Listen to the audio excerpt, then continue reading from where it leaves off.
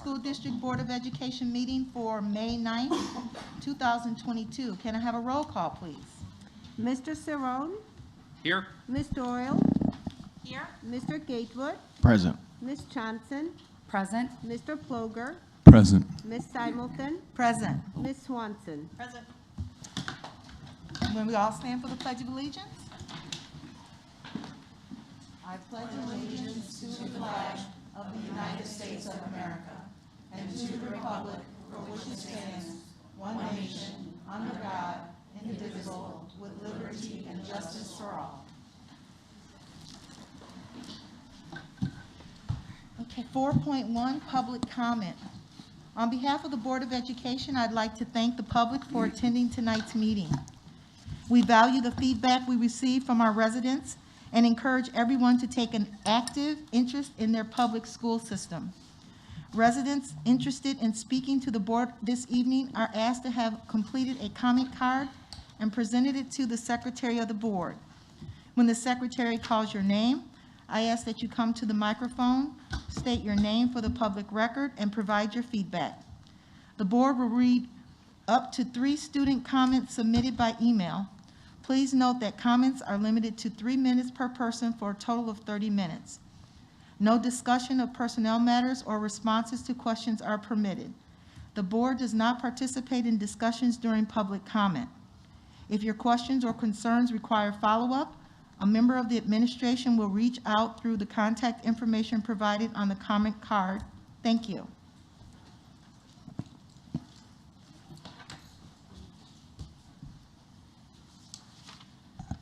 I have the privilege this evening of reading an email from a student.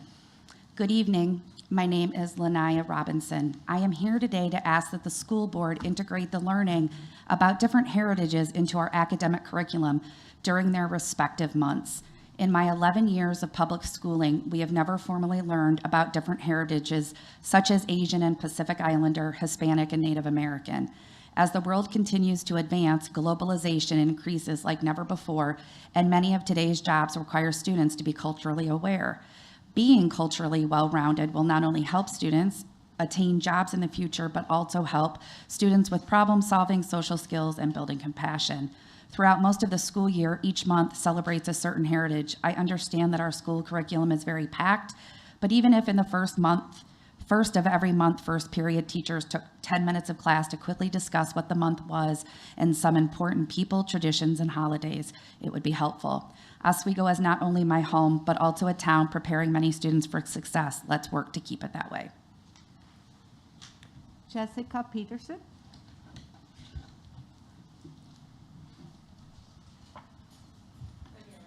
Yes, ma'am.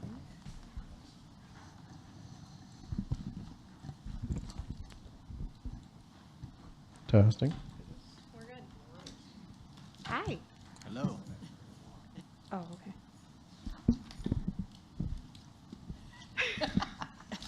Is that don't my have 3 minutes? to. No? Okay. My name is Jessica Peterson. I'm here from the American Heart Association, and I'm just here to say thank you.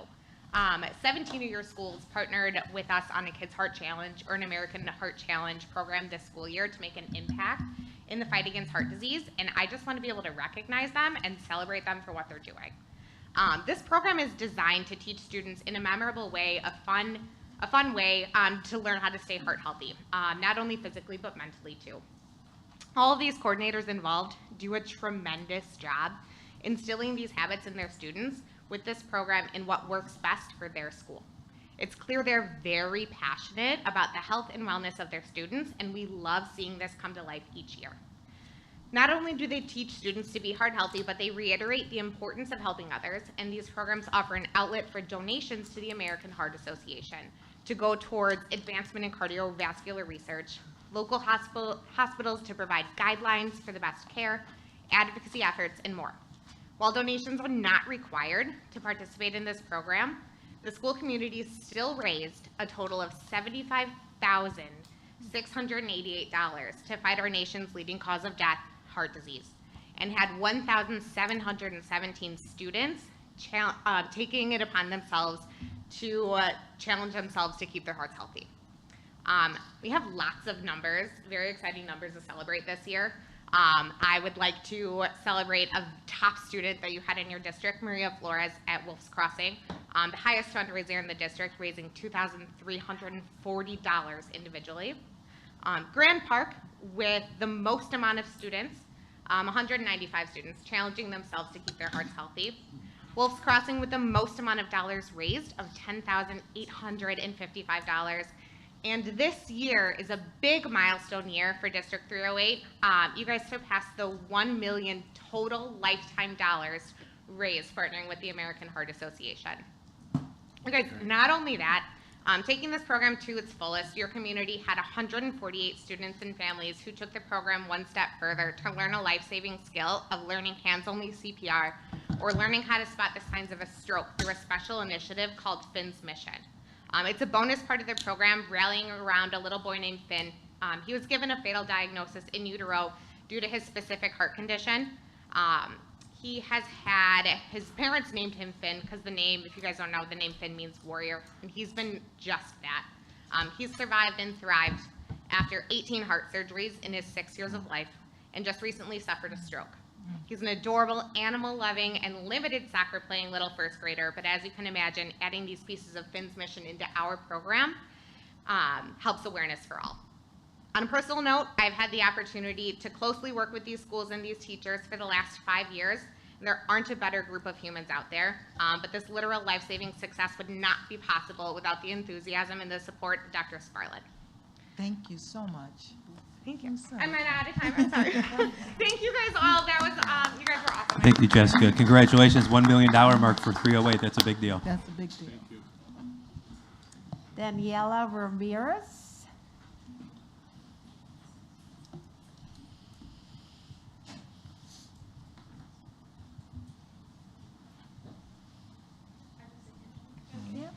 This is my first time doing this. Okay, so can you guys hear me? Yes, Okay. ma'am. I'd like to start off with presenting myself. My name is Daniela Ramirez. I am a first-generation student who has worked hard to demonstrate the sacrifices of my parents. This medal was not only for me, it is for them. They have been my drive and motivation to be where I am today, and it is heartbreaking to not have the proper recognition that we all deserve. So obviously this is about being part of Oswego's summa cum laude group of students who made like their top 10%. We were all told that we were going to be getting some sort of recognition on the 17th of May. And previously, most of the students would always get their medals for their hard work that they put throughout their 4 years of high school. And this year, however, we were told that we were not going to get any form of medal, nothing like that. We were just going to have a little ceremony. I'm not sure what else we were going to do. We're not having any more information. But I think me, as long as my classmates behind me, were all very upset because why us? Like, why class of 2022? How come previously you guys were able to give these recognitions, but now we're not? We're very upset because, like I said before, we worked very hard for this. It's been hard. We've spent many nights studying. We spent many nights without sleep, a lot of stress, especially finals. During COVID, it was very hard learning online for over a year, but we persevered, we kept going, and I just feel like we're not getting the recognition that we deserve, and I want to know why now? Like, why not before? Thank you. Thank you. Margaret Leger.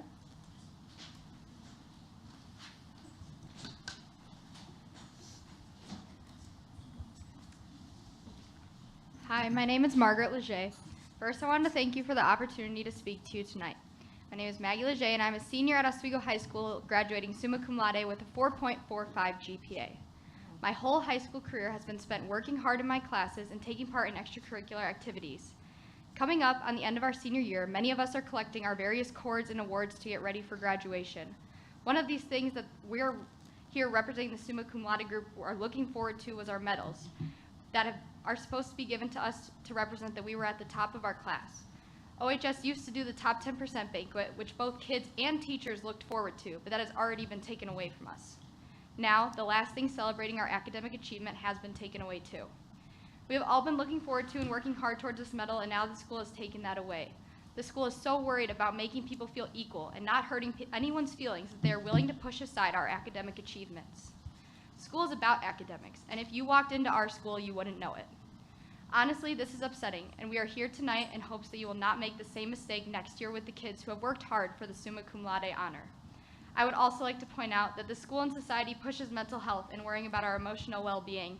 And to be honest, the kids who work hard in school, like we all have, and who are so involved they barely have time to get their homework done, but they still do, their mental health matters too. Myself and the rest of us here have put ourselves through a lot of stress, and we've put ourselves through a year and a half of online school, and we still managed to earn a 4.0 or higher. And now we are being pushed aside. We have worked so hard for this academic achievement, and you are pushing us aside.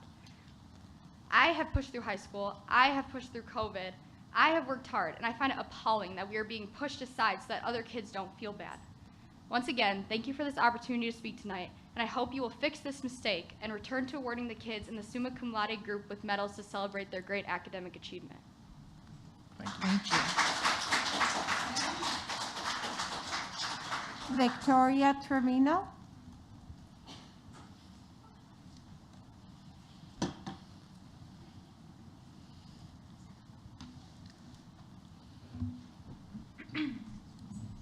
Good evening. My name is Victoria Trevino, and I am a part of the senior class at Oswego High School that will be graduating summa cum laude.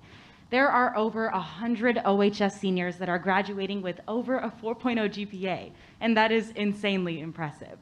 Over 100 kids have worked themselves to their core in order to reach such an achievement, and I'm sure our teachers and parents are just as proud as we are of ourselves.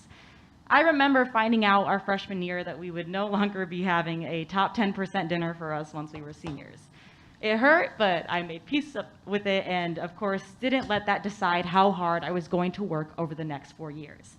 Countless seniors that have joined me today have been through difficult hurdles over the past 4 years, and still, they made this extremely difficult academic achievement. When I attended the class of 2021 graduation ceremony, seeing that the top 10% sat in the front rows of their class gave me so much hope. I always thought that the top 10% being recognized was so important, especially when it comes to encouraging kids to reach their full academic potential. When I heard that we weren't doing that form of recognition either, again, I made peace with it. But I couldn't help but wonder, why us? Why are we the first class to not receive that kind of recognition? And finally, finding out that we wouldn't receive the traditional medals for graduating summa cum laude, we got tired of making peace with it. By no means do I think hard work is defined by numbers, and by no means do I want anyone who may not earn such a medal to feel bad. But after 4 years, working to earn over a 4.0 through COVID, aiming for the highest grades possible, don't we deserve more than a pin? Is this what will carry on to the senior classes following us? Will their achievements be muted even more than ours in order to make everyone feel included? I am all for the inclusion of students, and I'd never want anyone to feel left out. But when did an academic excellence become a participation award? Thank you.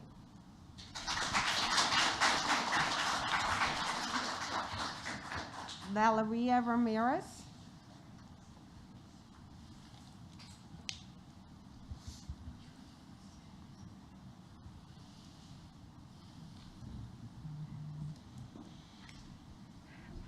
Good evening. My name is Valeria Ramirez. I am here representing my sister and her classmates who have worked exceptionally hard to be able to receive this honor. It seems completely unfair for the school to deny them their medals. The medals in no way signify the comparison of students being better than others.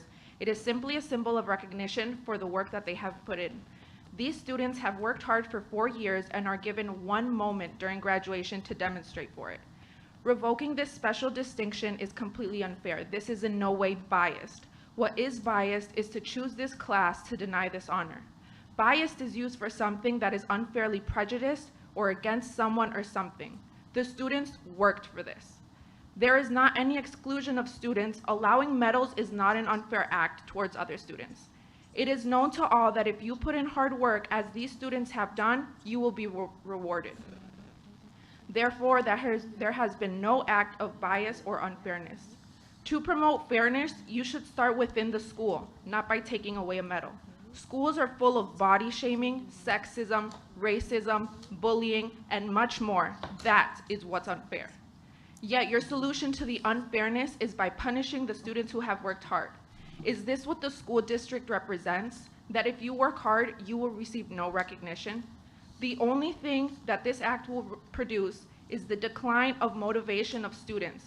You are all setting an example that hard work here does not mean anything. Your attempted act of fairness is completely illogical and unfounded. Give these students their well-deserved medals. Thank you.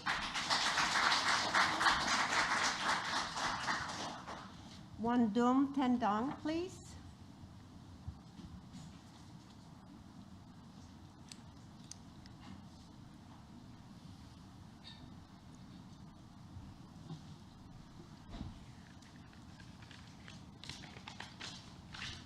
Hi, my name is Wandum Tendong, and I'm terribly disappointed to hear that my graduating class of 22 will not be receiving medals due to respect for my peers' feelings. My classmates and I started school normally freshman year, then throughout the school year of sophomore year, we got hit with the pandemic. We still worked hard through, and now we're going back to school normally with a semi-normal status. We are living proof that nothing could shake us down to the whirlwind of a high school experience that we had. Personally, as a first-gen Black student who has been part of that 2-student average of Black students in AP and honors classes, this achievement is more for my family than for me. Working together with my mom, I've had to care for my siblings when it comes to their homework and activities on top of mine. I've worked countless hours in my AP and honors classes to keep my high GPA and maintain excellence in my extracurriculars, as I'm speaking as an all-conference athlete in track and field, just winning our SBC conference. I have sacrificed my mental health, my social life, but most of all, my sleep. For you guys to then turn around and say that our hard work deserves this pin smaller than my hoop earring, it's just ridiculous. I've had every reason to give up, to not study, to call off from work, but no. I made sure I had my priorities straight and made school my priority. I managed to keep my 4.3 GPA, and that's all I've really worked for throughout my high school career. I made sure that school is my #1 priority, and I've kept everything straight, and my classmates and I have kept a good work ethic throughout a pandemic that many students have not been able to achieve, and we deserve to be respected and recognized for all of our hard work that unfortunately this year we have not been able to receive that same recognition as years prior that did not have to go through a pandemic. We went through a pandemic, we survived a pandemic, and we have risen above that pandemic. And so the feelings that you're hurting are the ones that are sitting right here and the ones that are back there and the ones that are at home that we are being the voices to speak. So please, for the next upcoming years, give them the recognition they deserve because they have also survived this pandemic and worked through. Thank you. Lanaya Robinson, whose email comment was read, would like to make it in person since she needs it for her civics class.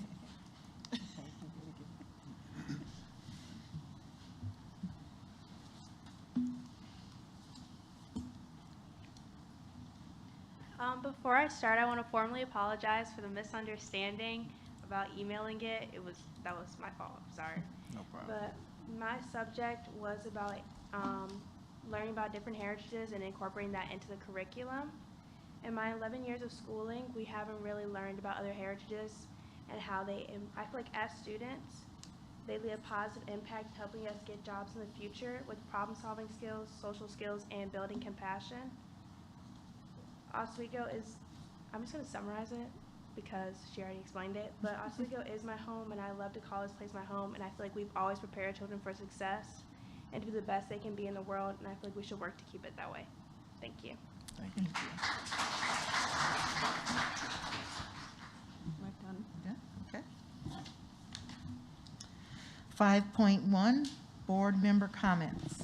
Does anyone have any comments?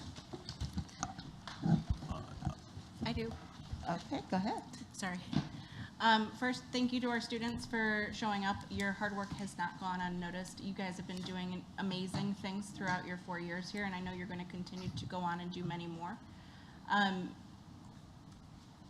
I can answer, I was here when we did make the decision in 2017 to remove the class ranking salutatorian, valedictorian, and without going too lengthily into this, I will say that I'm happy to share what I remember of it, but we do have it also documented through minutes and through reports in mental health and well-being and reducing stress on students who were taking huge numbers of classes in an effort to achieve those ratings was part of the conversation. So I appreciate that you guys are here doing that. I don't know that we participate in the conversation surrounding what the awards look like, but I'd be happy to share that with you, and I know we have your contact information.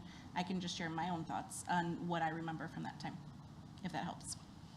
My other comment is something that I learned a few months ago, and I know a lot of our school district has been struggling with is the use of cell phones during school, and kids who were relying on them during the pandemic who are now exhibiting signs of addiction to using their phones during class. And this is something that as a parent, we also struggled with in my house. And so I wanted to share that one thing I found very successful was on my family settings on my Apple phone, I had family sharing available for my students, and I would encourage other parents to consider utilizing that feature to shut the phones down during school hours, because they can still contact their children, they can put themselves on an emergency list, but it can help the students concentrate and maybe achieve some of the things like the students in this room did. That's what I've got. Thank you. Go ahead. Ellie, you're going to say something? Anyone this way? Okay. Well, go ahead. I don't. I was just gonna say, I was actually on the committee when that was decided, and there were a lot of questions and reservations. So I think there was Dr. Miners last year with the district when that decision was made.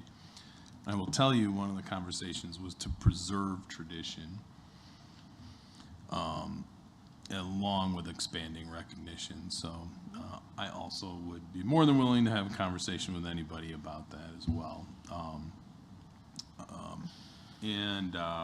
I'll make mine sweet and simple, the other piece, which is that I had the opportunity to go to Bednarsik's 20th anniversary, and it was well done by staff, and certainly appreciated that. Thank you. Dominic? I wouldn't mind having that conversation either. I have a couple things that I'd like to bring up. Attended the retirement and 25-year recognition celebration. It was great to be there with all those people that so much experience and contributing so much to our district. I'm actually getting chills now. It was great, yeah. I also volunteered to help build the new outdoor classroom at Brokaw this past Saturday. It was chosen by an Oswego student, Cameron Balder, and as his Eagle Scout service project. Oswego Troop 31 helped with their labor and skills. Cameron coordinated efforts with Principal Barb Garrison and received funding from the Brokaw HSA. I want to thank everybody involved, and that this is one of the many examples of the great things the volunteers in this community do for the students in School District 308. So thank you to all the volunteers. Jen? You'll probably be able to figure out that Lori and I talked about this cell phone thing. So May is Mental Health Awareness Month. It is the recognition that our psychological well-being is an important part of our own health, productivity, and happiness, as well as the well-being of our communities. I've been asking myself recently with my son, with my husband, is our phone use affecting our mental health? And I think the answer is yes. Lori and I had a long discussion about this. And I encourage everybody, such as Mrs. Doyle said, to just ask yourself, is your cell phone use affecting your mental health? Excessive cell phone use is associated with difficulties in cognitive emotion regulation, impulsivity, impaired cognitive function, addiction to social networking, shyness, and low self-esteem. And I simply just wanted to bring awareness to it. Thank you. I had the pleasure of attending the retirement dinner for our staff, and it was just astounding and an honor to hear. I believe it was over 700 years of service, and I just thought that that was remarkable. So that was fun. And then lastly, I just wanted to give a shout out to our fine arts department. Had an opportunity to attend the production of Newsies, and it is just absolutely top notch. And so I just was so proud of our students and staff. And I've attended several, honestly, of our fine arts productions, and they've just always been phenomenal. So great job. I saw Chicago, and I just want to say the same thing. They were phenomenal, and the talent in our district is amazing. Phenomenal. Thank you for reminding me. No problem. I too was at the retirement dinner and was able to speak on behalf of our board, and I just wanted to say to our employees celebrating 25 years of service, thank you for your dedication to the students and staff of this district. It is not an easy time to be in education, so we are grateful you've chosen to make a difference here in the 308 community. You are seen, needed, and deeply appreciated. And to our incredible retirees, congratulations on your career achievement. We honor you and the commitment you made to the Oswego 308 students and staff, but also to public education. Your role has been vital in the educational experiences of our students. Thank you to all our honorees for leaving your mark on District 308, and we are better because of each of you. And then I wanted to address our SD308 teachers, staff, and leadership. It is important to the board that our staff thrive in a culture and a climate that is safe, supportive, and inclusive. So Hanover, a well-respected vendor in the K-12 space, will disseminate a short culture and climate survey beginning on May 16th and ending on May 20th. Anonymity is of the utmost importance to Hanover, the board, and our district. Having a third-party vendor conduct a survey offers you a safe space to give voice to your work-life experience and was a major factor in the selection process. After the survey, Hanover will analyze the data and work with stakeholders to craft strategies for improvement to our culture and climate. We greatly appreciate you setting aside the time from what I'm sure is an already packed end of the year to-do list to share your thoughts. Thank you. All right, is that everyone? So now we'll have 5.2 Superintendent's Report. Well, thank you, President Simonton. I was going to mention some things about the survey, but you covered it very well, so thank you, and I will skip over that portion of what I was going to say tonight. And tonight I wanted to start my comments off by acknowledging National School Nurses Week, which started last Friday. I want to thank all of our school nurses for everything that they do for our kids on a daily basis. It's hard to believe that today's May 9th, and tonight is our last regularly scheduled board meeting prior to high school graduation on May 21st. That will be held at Northern Illinois University. Over the past few months, during my superintendent comments, I've shared much in regards to safe, inclusive school, climate and culture, academic achievement, finance, and student voice. So when we think about high school graduation, it's a time for our graduates to reflect, and it's a time for us to reflect. Graduation is a special time for many reasons, and on May 21st, we'll celebrate the successes of over 1,500 kids of our graduating seniors. We'll listen to their speeches that will inspire both our students and ourselves as we reflect on what has been and what is to come. So as we think about the future, meaning our work in our school district, I'm excited. The work that we've completed and reported out throughout the school year is significant. And next year we'll be entering our second year of our 5-year strategic plan and Vision 308. And we'll soon be talking about the ideas of revisiting the mission, vision, and core values as we work towards our current mission of educating all students to reach their highest potential. This is where I was going to talk about the culture and climate survey, but I'll skip that portion. And just a couple things to finish up. Last week we met with some of our union leadership in regards to brainstorm ways to get the many job opportunities that we have here in District 308 out, and that we have available coming up for next year. And we're going to be putting together a concentrated effort as we do our best to be fully staffed as well as we can at the beginning of school year, as we know we're competing against all other school districts and businesses looking to hire. When we talk about climate and culture, having a high-quality, diverse staff that is representative of our student demographics is extremely important, and it's all of our responsibilities to get the good word of the job opportunities here in District 308 out. And as the largest employer in the county, I look forward to sharing more of our efforts in the near future. So that's my report for this evening. Thank you. Thank you. 5.3 Student Ambassador Reports. Take this off. Thank you. So our Student Advisory Committee held a meeting last Thursday on the 5th to discuss the future policies and solutions to sexual harassment, the dilemma overall that we focused on through our surveys and through the research that we conducted this school year.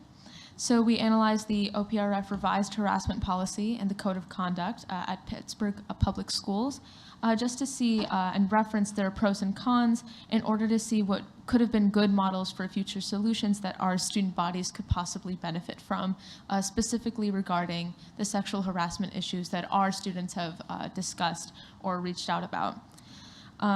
We further analyzed Title IX and how certain programs in our district works with the necessities of Title IX and the extent by which they can execute that. Looking back on the sexual harassment issues in our school and the overall physical threats that many students ranked in their top 3 concerns in our first student survey, our committee has made a lot of progress with our goals to understand the roots of sexual harassment, why students may not have been able to reach out to report it, and understanding what steps may help lower sexual harassment rates in our learning environments here in SD308.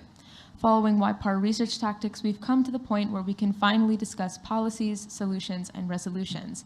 And a lot of thanks goes out to our board members, our principals, Dr. Waller and Dr. Sparlin. Yeah, that's everything for today. Thank you. Thank you.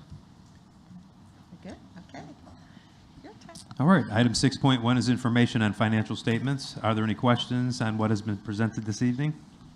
No, is this one of our student ambassadors' last meetings before graduation? It is. Well, congratulations early. It would be Thank his you. last meeting before graduation, yes. Right. So it's probably worth noting. Thank you for serving with us this year, even though it was your senior year. And I hope you've enjoyed it as much as we've enjoyed having you.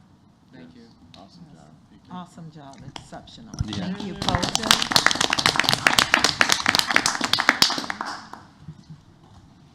Okay, item 6.1, are there any questions on the financial statements that have been presented?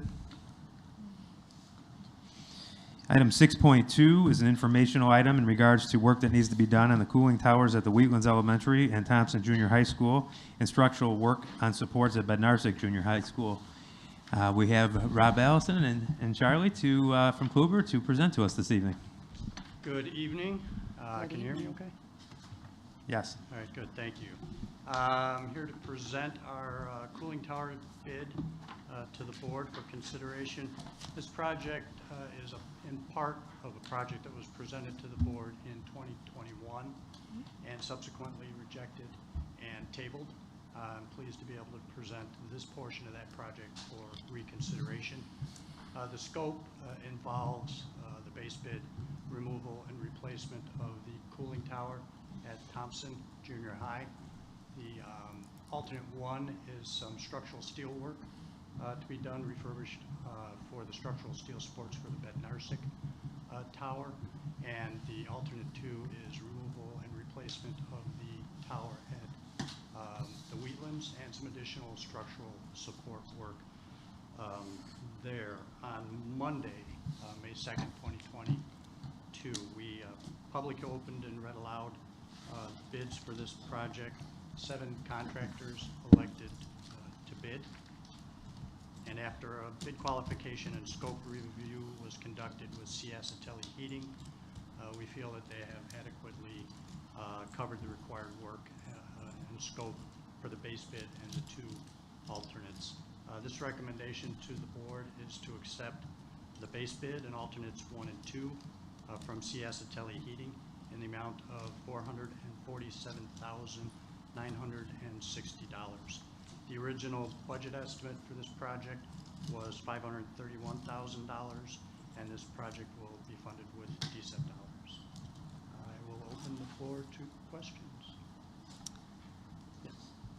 I only have a question regarding the concept of the structural work, refurbishing the existing cooling tower support framing. Is this something that we can expect in all of the junior highs built on that model, that they will all need to have that same structural work done, or was this something else? This was discovered recently. That tower was refurbished in 2018, and we didn't see any problems with it. I think it behooves us to pay attention to that going forward as we do new towers. What we're basically going to do is take it down to the steel and put a corrosion inhibitor. It's really just about maintaining the life and minimizing corrosion. So you'll be looking at the other schools that were built? Absolutely, yeah. Okay. It's definitely going to be something we'll want to keep an eye on. Okay, thank you. Yeah, mine is more of a comment because some of these buildings are not Thompson, obviously, but we're talking about the other buildings involved here, Wheatlands and Bednarsik. We're talking about some of our quote-unquote younger buildings. Average life expectancy of a tower is about 20 years. Right. Bednarsik was refurbished in 2018. That bought us a few extra years. Thompson was refurbished in 2012, so that got us a few extra years out of that. I would be recommending a refurbishing cycle, that a brand new tower be refurbished every 12 years, after 12 years of service. That should buy us anywhere from 10 to 12 additional years. The water here is kind of rough on our towers, so they don't necessarily get the 15 years that the industry expects to get out of a refurbishment. What about the new water? The new water. Good question. I don't know. We'll have to see. This was something totally different than the Boulder Hill fiasco of Correct. 2020. Yeah, the chiller. Yeah. I just have a question about the bids. Yes. Typically, we like to go with the lowest bid. Are you confident that this vendor can do the work? Absolutely. Okay. We've used them Yeah, before. This vendor actually did 4 chiller projects for us in the last 3 or 4 years. Okay. And I've worked with them in my previous district, so I've got no concern. Thank you. Any other questions from the board on this informational item for 6.2? Thank you. Thank you.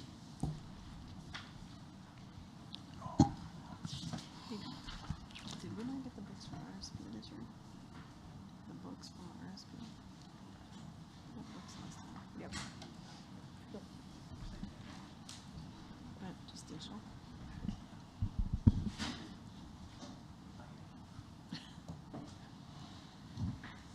All right, item 6.3 is an informational item from our demographer, Rob Schwartz from RSP. Tonight, Rob will share information on our 5-year projections for student enrollment,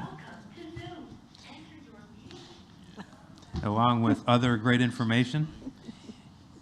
So when Rob is up, we'll welcome him to the board meeting.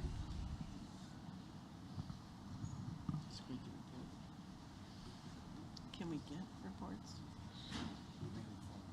I mean, I have a digital. Yeah. I don't want to, listen, I don't want to put out a 100-page report.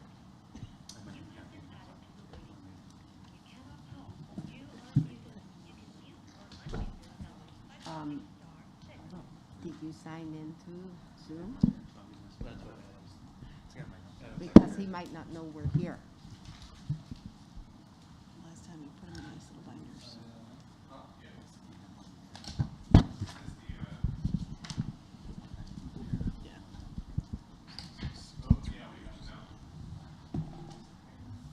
Yeah, I want a hard copy.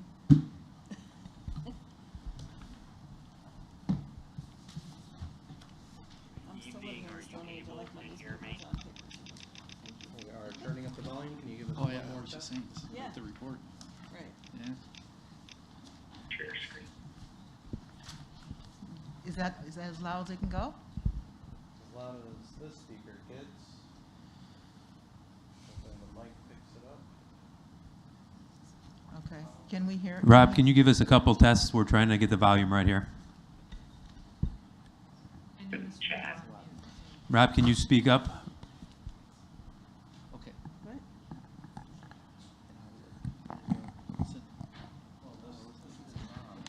Yeah, I don't. Interesting. This. Oh, there we go. I think. Rob, test.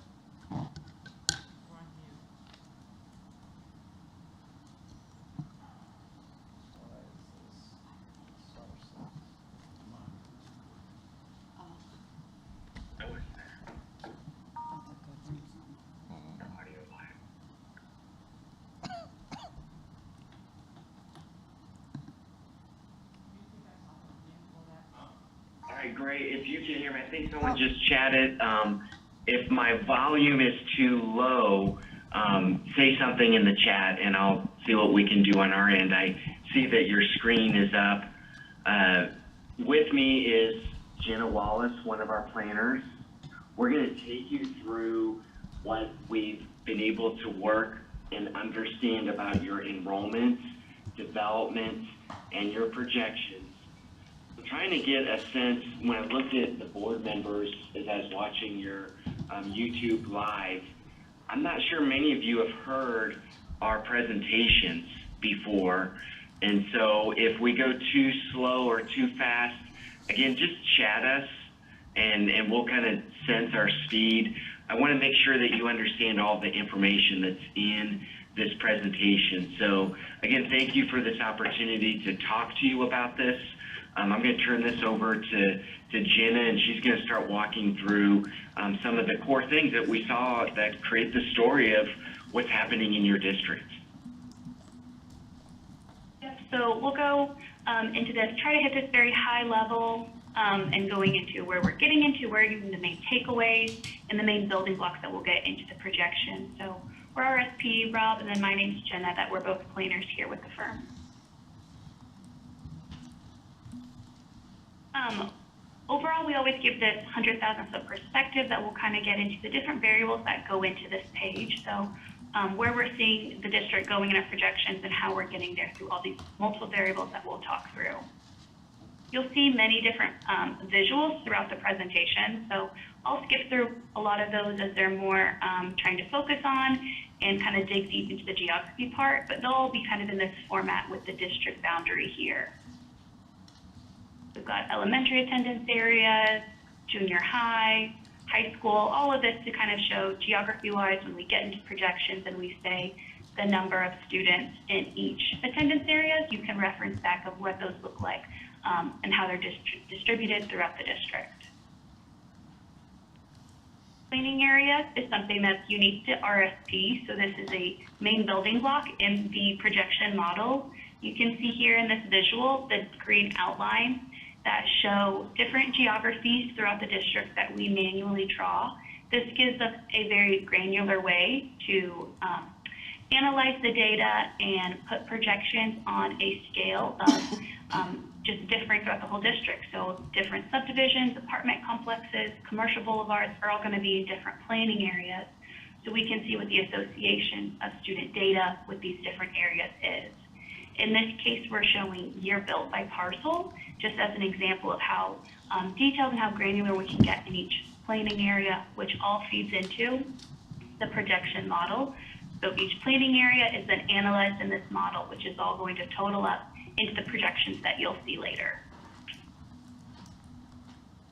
Some of the most important variables that we look at when we're going through what's the situation in the community is we look at live birth data. So we have the 3 different counties throughout this presentation. I'll focus on Kendall County because that's going to be the largest contributor and has the most space within the school district boundary.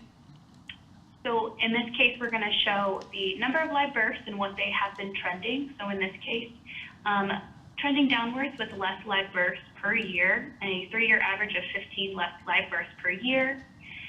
With that, you can see that the number of kindergartners that are coming from Kendall County have also been declining. So we had over 1,000 and now we're at around 841 with this percent of live births from Kendall County declining. So one variable that we're looking at for here, and we provide that by Will County and Kane County, and some overall takeaways is that we have less live births in all 3 counties, and the percentage of kindergartners has also been declining in all 3 counties that are contributing to your school district. One other thing that we want to focus on a lot is this past enrollment. So what have the trends been the past 20 years, and what are we looking on especially for these past 3 or so years that are going to contribute a lot to the grade increases between those grade levels. So something we can see here that we've been totaling up. So we're at 16,306 for district-wide enrollment, and that has been decreasing. we can kind of see consistently here the decrease of year-to-year district-wide. The largest enrollment we have is 2016 and 17, so we've been declining since then.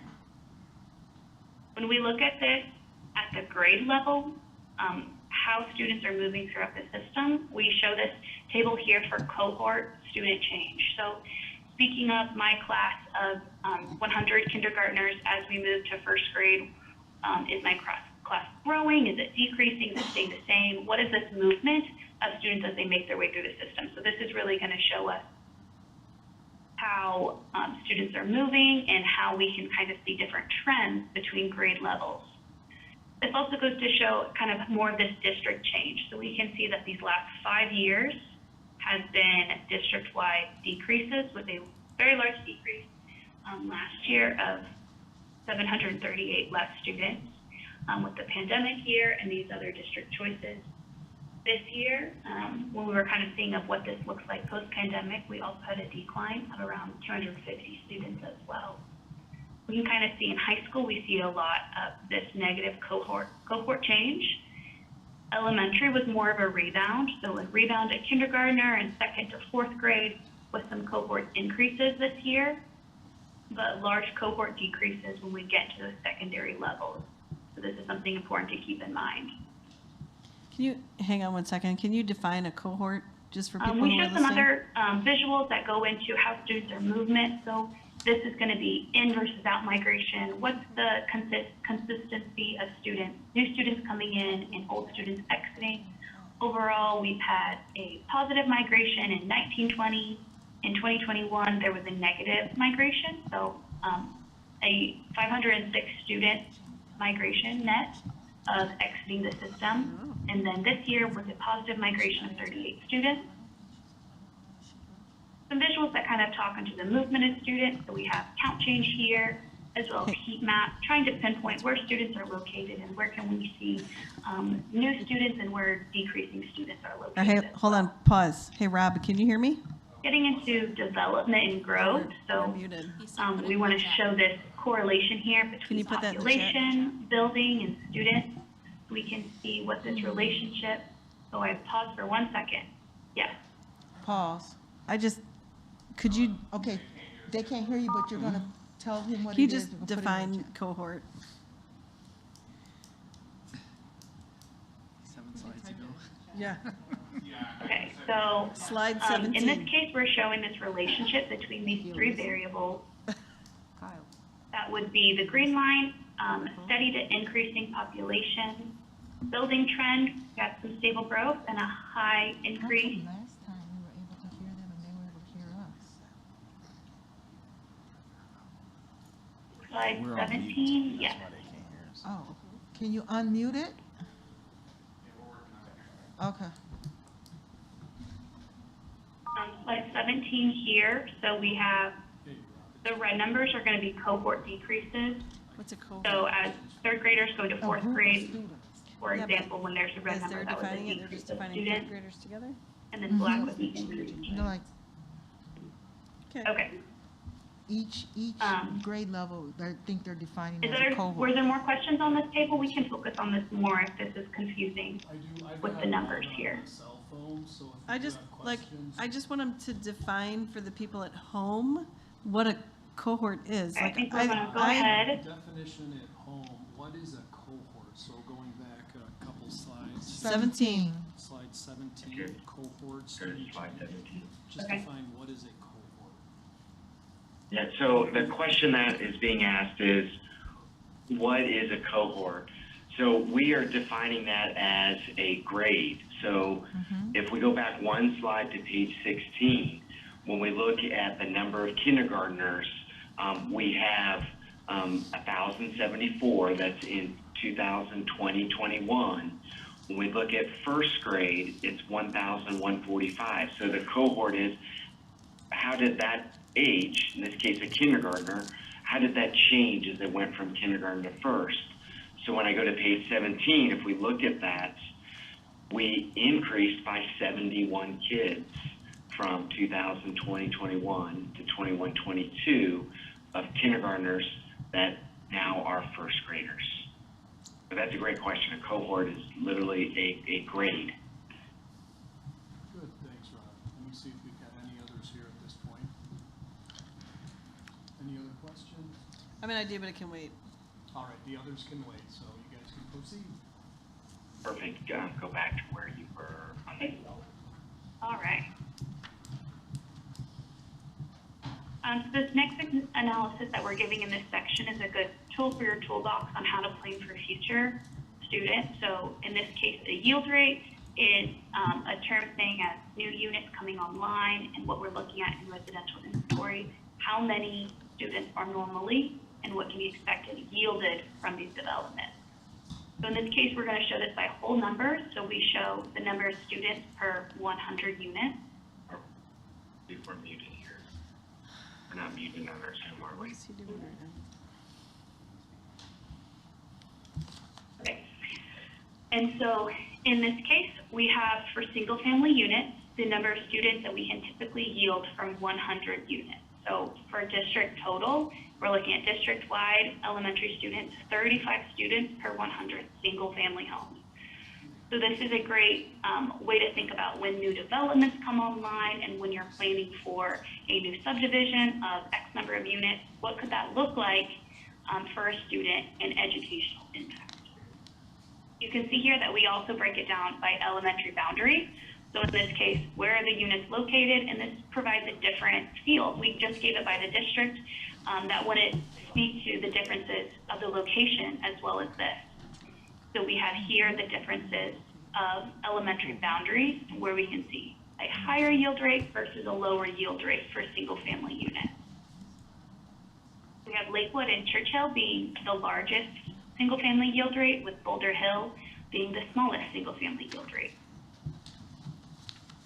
We also provide this for the multifamily development as well, so trying to see the difference of attendance area as well as district-wide.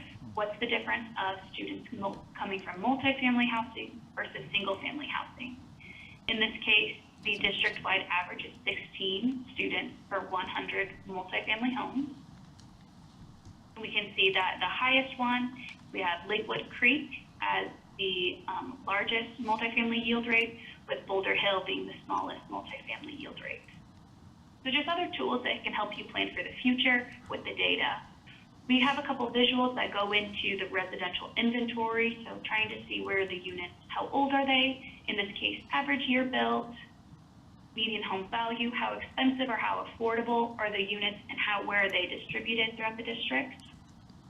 When we focus on the last 6 years, where are we seeing new clusters of development? Where may we see increases of students based on the last 5 years of development, which is leading into this case of saying the development over time, how did we see decade by decade residential growth? So 2000, 2009, a ton of units were built. That's going to be the majority we can see here of development moving forward. Just kind of helps paint a picture of the houses that are available for new families moving into the district. When we look at future growth, we have multiple visuals here, so I'll kind of talk through all of them, and they're all in the same format, where we were trying to identify where do we see potential growth, where would we see new units coming online that may be indicators of more families moving in, more students. In this case, we break it up by a timing piece as well. So green areas you'll see here, Hudson Point is a green area, so that's going to be current activity. We know that this is currently being developed, and we have that identified on this scale. The orange area, this is going to be 1 to 5 years, so we've identified that on a scale that in a couple of years or so, we'll see that area develop. Purple is 6 to 10 years, so on a farther out scale, and then farthest out, these yellow areas are beyond 10 years. So those were identified through conversations with city planners of where we see future development and what the timing piece as well. So we're looking at the northeast corner right now. We also provide this for the northwest, so we can see that we have some 1 to 5 and 6 to 10 growth areas in the northwest. Central, we have some more of this current development, so Piper Glen, Ashcroft Place as some of these current developments, as well as some farther out. Central East, so we have some more developments out here, all over the timeline, really following along this Simmons Road corridor, and then Central West along Collins Road, where we have some differing timing pieces of future development as well. All leading into these tables. So if you're more of a data person than a visual person, you can read through these tables that provide the same information but in a different way of the areas we've identified, what their timing piece is, what's the unit impacts that you can use when thinking of those, and then what junior high boundary, for example, of where they are located. So we have current developments identified here, 1 to 5 development, or 1 to 5 year development tables here, 6 to 10 year development table with 10 plus year development here. So overall, over 1,100 units identified as potential growth. You can see this breakdown of around 2,000 in current, over 4,000 1 to 5, around 3,000 6 to 10, and 1,700 beyond these 10-year scopes, trying to track where we're seeing the activity, where do we see potential growth. So this was a very robust analysis of the potential for development in the district. All of this is calculated into projections. We're factoring in where we look at different years of what this could be with those enrollment and demographic trends of trying to get into your projections that you're going to get now. And I'll take over for the projections. I'm going to go back on some slides because there were some things from last year that changed, and we made some assumptions. We thought some things would be different. So if I go back to page 16, so this is just going to be a little blur as I go back. A couple things started to stand out with our data. So if we go back last year, when we look at the cohort changes that were occurring, and you see all the negative change that occurred last year of 69, 69, 46, 45, we lost all these kids, right? This is very typical. Saw this in almost every single school district we worked with. Well, last year we made some assumptions. Hey, we'll have what we have labeled a COVID recovery. And so a COVID recovery would be these kids left the system the previous year. Pandemic happened, right? We're all trying to figure things out. We'll get these kids back.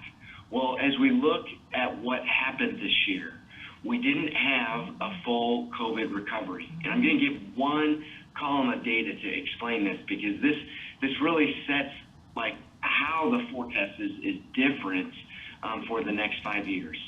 If I focus on this first to second grade column, and you can see in previous years we grew by 39, 28, 59. Last year we lost 46 kids. To have a COVID recovery, we would have gained all those 46 kids, plus the average of the previous 3 years as a general rule, which would have been about another 40 kids. So when I look at 2020-21 to 21-22 for first to second grade, we should have grown by 80-some students to have a full COVID recovery. You can see we grew by 5. That didn't happen. We see this in most grades. Again, this was something very typical with most of our Illinois clients that we looked at. So that was the first thing that when we start talking about projections, this was something that jumped up. When we look at live birth data, even if we go back to the year when the Chicago Cubs won the World Series, we didn't see like a huge spike of new live births in the way that we maybe thought things would happen. What we have been seeing, and we're waiting for the official 2020 data, we've seen this population decline of live births that Jen has showcased in all of the counties. It's down. This impacts us. The third thing that is really huge, and that this could potentially turn into a positive, is new development. Take some time, look at those maps, look at those tables, and you'll start to see where these pockets of growth are. But if I just focus because of the projections, last year, look, 1,200 units. We think this 229 is going to go up. There's a delay on when we get the certificate of occupancies recorded at the counties. But 1,200 units. Look at this, that's way more. That probably is the aggregate of every single year previous on this table, equal 1,200 units. So this is a good sign, new activity, and at a rate greater than what we've seen in years past. So that's kind of a positive thing. When we look at the building inventory, my last components before I get into the projections, this decade of 2000 to 2009, more building activity than what came into that decade.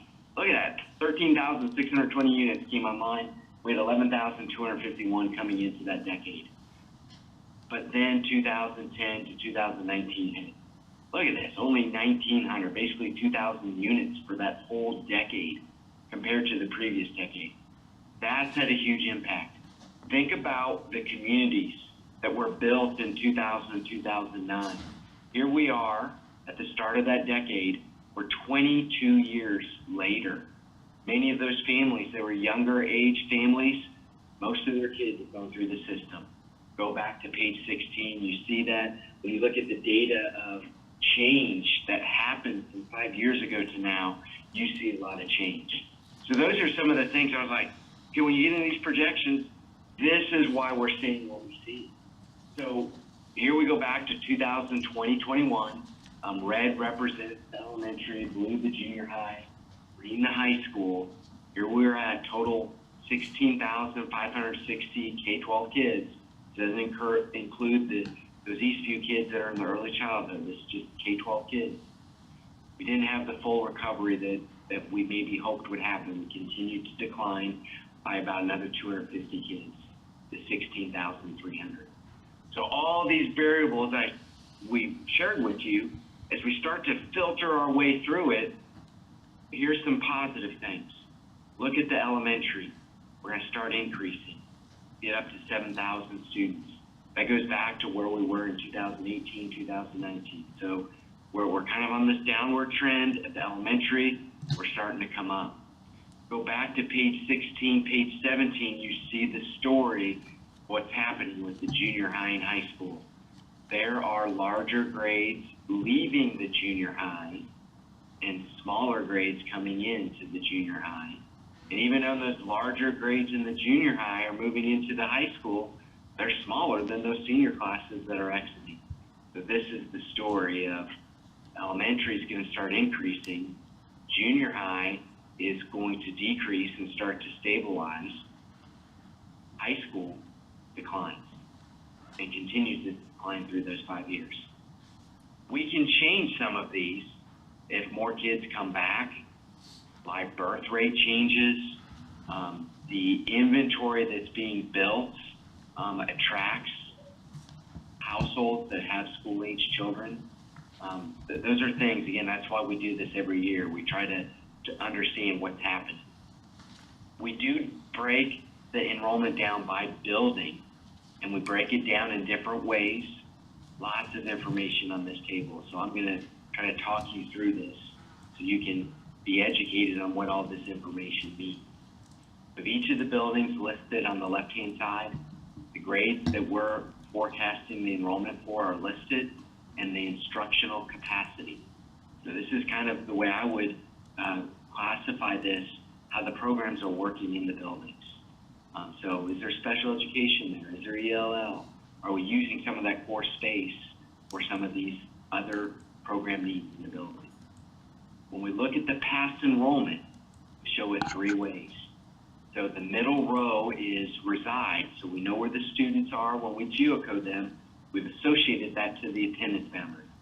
So they reside in that attendance boundary as K-5 students. We know from the student data the number of students that are actually attending the building. That's the bottom row for each building, blue font, 10. We also, for those past years, dig a little bit deeper into the reside enrollments. So this purple font, top row, res/ATT, is a subset of reside. Do they actually reside and attend that building? So it's always going to be smaller than the reside. Let me talk to you about Boulder Hill, because that's the first building. We have 469 kids that reside as K-5 in this boundary in 21-22. But we have 641 that are attending that building. So there's an infusion of kids from one of the other elementary schools. But there's more movement than just this 469 to 641. We also have movements, only 430 of the 469 are residing and attending. So it's from 430 to 641 at Boulder, picked up kids. As we move into the projections, we show you it with the reside, we show you it as attend. Ideally, we have kids where you reside, you go to that building. Programs and other choices are moving kids to different buildings. Where we have this orange shading, this is where we exceed that instructional capacity. On this page, Fox Chase Elementary has 2 years where we're over the instructional capacity. We go to the next set of elementary schools. Long Beach Elementary also is over capacity with the reside, but as they settle out, we don't have an issue. What this means, we look at the flow of kids, go back to when we did your boundary changes now, I think it's 3 years ago, they're holding where we have enough seats for students in these buildings. What is starting to become a concern is our total elementary capacity.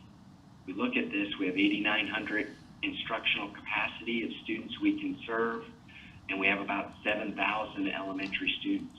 So there's quite a bit of space. Now, I talk about that may be seeming like it's a negative, could actually be a positive. There may be things we've learned through COVID on how we use the building that we start using spaces differently. Maybe we need 2 health rooms. So we have those that are maybe kind of just not feeling well, and other places where, hey, I feel sick, like flu-like symptoms. We might want more professional development spaces. We may need more conference rooms. We may have the ability to expand some STEM programs in some of these buildings. So we do have some opportunities with buildings. It's not always that you take buildings offline. There may be a way you use it differently. So if we move into the secondary buildings, no challenges here with being too full.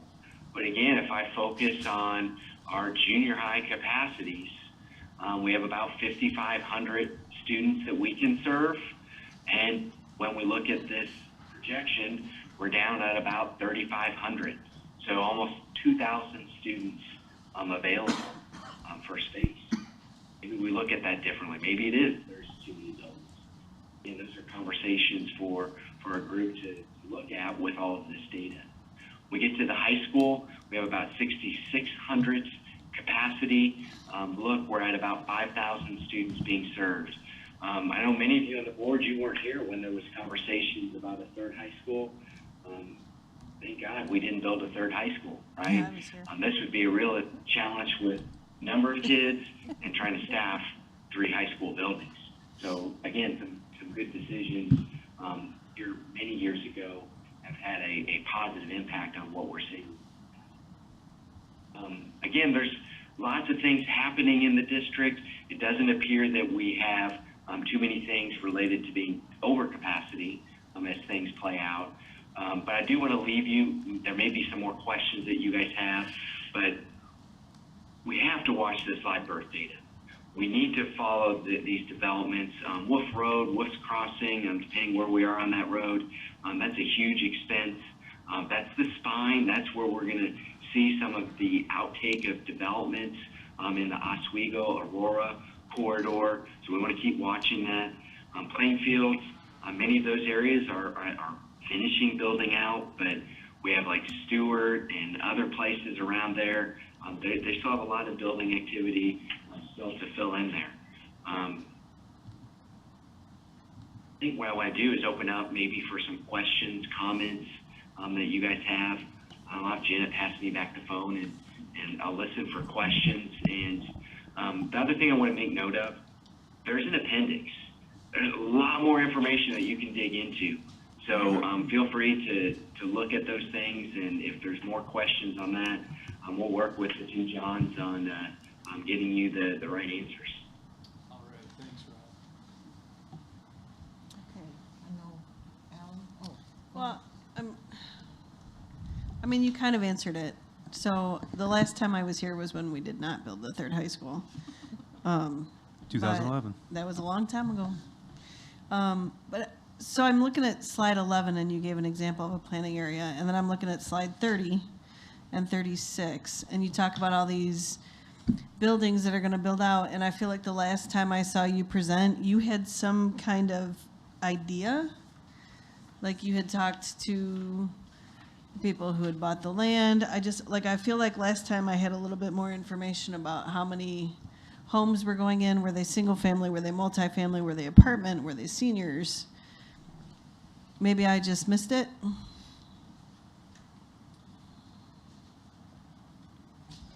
All right, I think what I heard there was, what information do we have specific to developments and what units could be built and what type of units? So starting on page 35, 36, 37, and 38, we've listed based on where that development is in the development process. If it's current, in the table I have here on page 35, we've listed the name that we've given, and in most cases it's going to follow that plat or subdivision name. We have the type of development that it is, so if it's SF, that's single family. If it's TH, that's townhomes. If it's apartments, it'll be either APT or MF for multifamily. Is it a current area that we're seeing building activity? The existing units that are in that development, and then the potential units that could come online with that development. And then we've listed the junior high school that it's in. We could have easily listed the high school where there's only 2 of them, right? Or we could have even listed the elementary buildings. But this is what I would allude to that we've shared in the past that gets into specifics of when it's being built and what type of development and how that relates. I think what we did different this year is we broke out 4 quadrants of maps so we could zoom in a little bit tighter and you can see some of the names and these developments. But one other key thing on these developments, and then I'll pause to see if that answers the question. There's other questions. This changes probably on a monthly basis based on where their conversation is with each of the cities or villages and where it is in their process to develop, where infrastructure is located, where the plan is for infrastructure. So these series of maps, if we look at where things were 3 years ago, 5 years ago, this is always changing. Allie, can I piggyback? Yeah.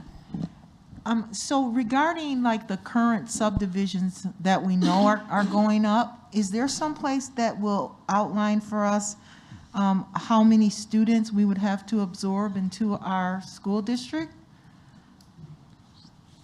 Can you repeat that, John? Yeah.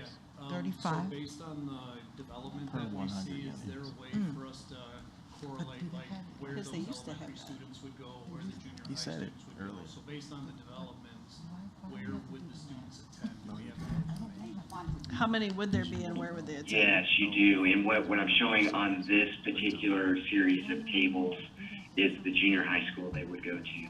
But we could easily make this where we also list the elementary school. Well, what? And obviously the high school. With Why would you not? these features. But you're looking for quantity, right? Yeah, I want to know quantity. Yeah. Okay, yeah, they Well, I would be think that interested the- in seeing, add those same developments and just add an Yes. elementary school attendance area. Yeah. That would give them the Well, in a high school. That's what I want. Perfect. In a That's high what we school. have to do. I don't know why they would only do in the junior high high. school, yeah. Yes. But I also don't know why they're not here and why they didn't print this out for us. Can I ask a question regarding the capacity limits being reached and exceeded for Long Beach? I was wondering if that included the fact that we currently house a significant portion of our preschool program at that facility, or is this in attendance boundaries for K through 5 only? Yeah, this would just be K-5 students. So currently we and have we're over the that capacity number? for Reside. That's interesting. Right, because currently we have quite a large number of preschool students who also attend school in that building. And we know that we are experiencing capacity concerns both last year and anticipated for next year as well. And looks like for the foreseeable future, it might be worth, if we consider, is this something that we have talked about, moving preschool back out of this building into one of our buildings that is a little bit freer of space in order to create more rooms for students. And K there's through 5. discussion of preschool for all, so. What's that? There's also discussion like nationwide about pushing preschool. Well, much I'm like just talking kindergarten. about like a capacity Right. and actual, yes, there's that also. This conversation, what I'm talking about is we have several classrooms that could be utilized for K through 5, on top of the fact that they're already saying that school's over functional capacity. Well, if I'm, Is that- if I'm reading this correctly, the instructional capacity is 522. The students attending, for example, this year is 415. Right. If it So- was only the students that resided in the area, then it would be at 588. 44. Unless I'm. No, you're probably right. You're, So you're correct, Dominic. Okay, You should be so- looking at So the it's not reside, over or attend, I capacity mean, as attend. it is. Okay, so they're not attending the school they reside at. So do we know if our preschool numbers are higher than the amount of difference? Do we know what our attendance So is there are there? 108 preschool students. Are there 108 preschool students in that building? And how far up do we want to run when we start looking at things such as square footage of classrooms, which we know is smaller in that building than other buildings? When we look at the functional needs of the school for the students there that may have higher need situations and need extra support, and just to achieve what everyone else is able to achieve in other parts of our district, are we looking at something being changed for that, Dr. Sparlin? You know what, you bring up a good question there, Lori. We'll look at those numbers and get back to you on it, but we haven't had that piece of the conversation right now, so we'll look into it. Thank you, I appreciate it. And if I may, couple things. One, I can't help it. I'm sorry, it's cosmetic, but slide 7, Aurora, don't forget about the color coding us in there in the corner. Sorry. The junior high situation. I mean, I can't help but notice that piece. I mean, if enrollment is really going to go down that much, I mean, I hate asking this question, but I can't help but ask this question. Yep. Which is, it's Page is it? a lot of, that's a lot of empty space. Yeah. I'm not saying we couldn't possibly utilize that space, but perhaps we need to think about how we're going to utilize that space. I mean, we have to upkeep those buildings if we're going to run those buildings, and that's a cost piece. And can we, you know, there's that. And hold on, one other piece that I want to, as long as I'm asking about secondary. I really love the balance between our two schools, but I am starting to get a little concerned as I look at 2026, 2027, as I start to see one school kind of pulling away from the other. I cannot stress enough that if you're going to have 2 high schools in a district, you've got to keep them about as close to the same size as possible. Right, but all the buildings going over here. Okay, I get it, but you do not want a situation where one dominates the other in size. I'm not saying that's what this projection says, but I would be very leery going much further than what these projections say. So that's not what you want. And anyone who works in a district where you have more than one high school, if one, I don't care how affluent you are, if I mean, you want to go down to Hinsdale South's nice in a nice affluent area, and if you don't think they don't get dominated by Hinsdale Central, you're fooling yourself. And so you want these high schools to be about the same size as possible, and so that's getting a little uncomfortable.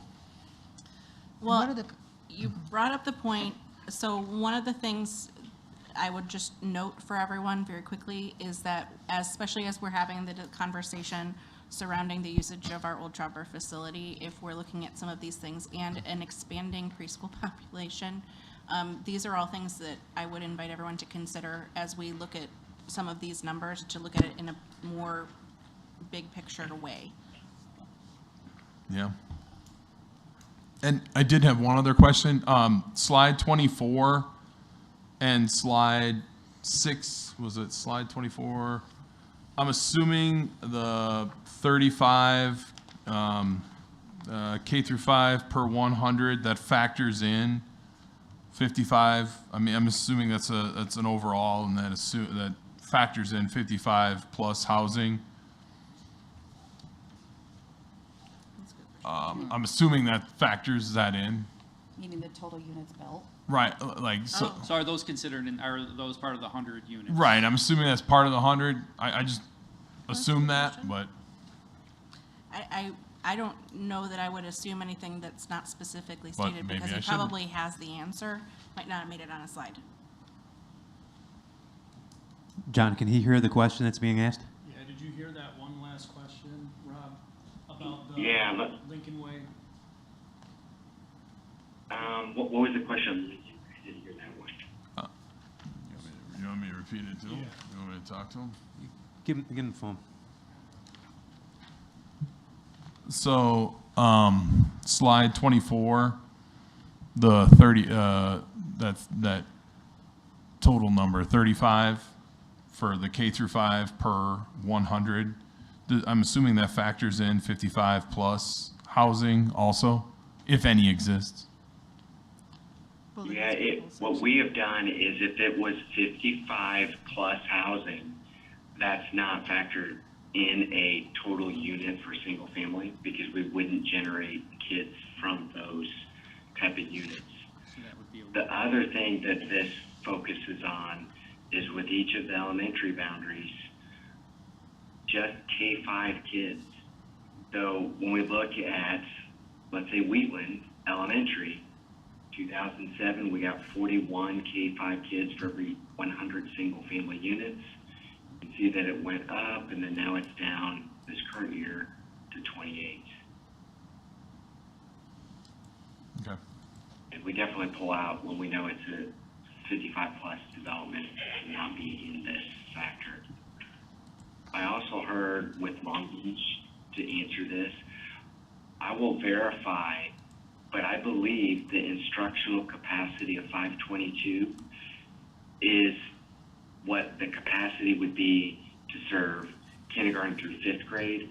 I think there's additional rooms that are not part of that instructional capacity that do serve those roughly, I think, 100 preschool kids. Dr. But I'll Sparlin, verify had that. you I'm given, almost positive that's how this was set up for just K-5 instructional capacity. so this is a pretty common question. How did he get the number of rooms and the instructional capacities? This is something we go over a lot. Yeah, that was provided to him from us. Did you provide him the instructional capacity for K-5 in addition to the current preschool, or inclusive of the current preschool?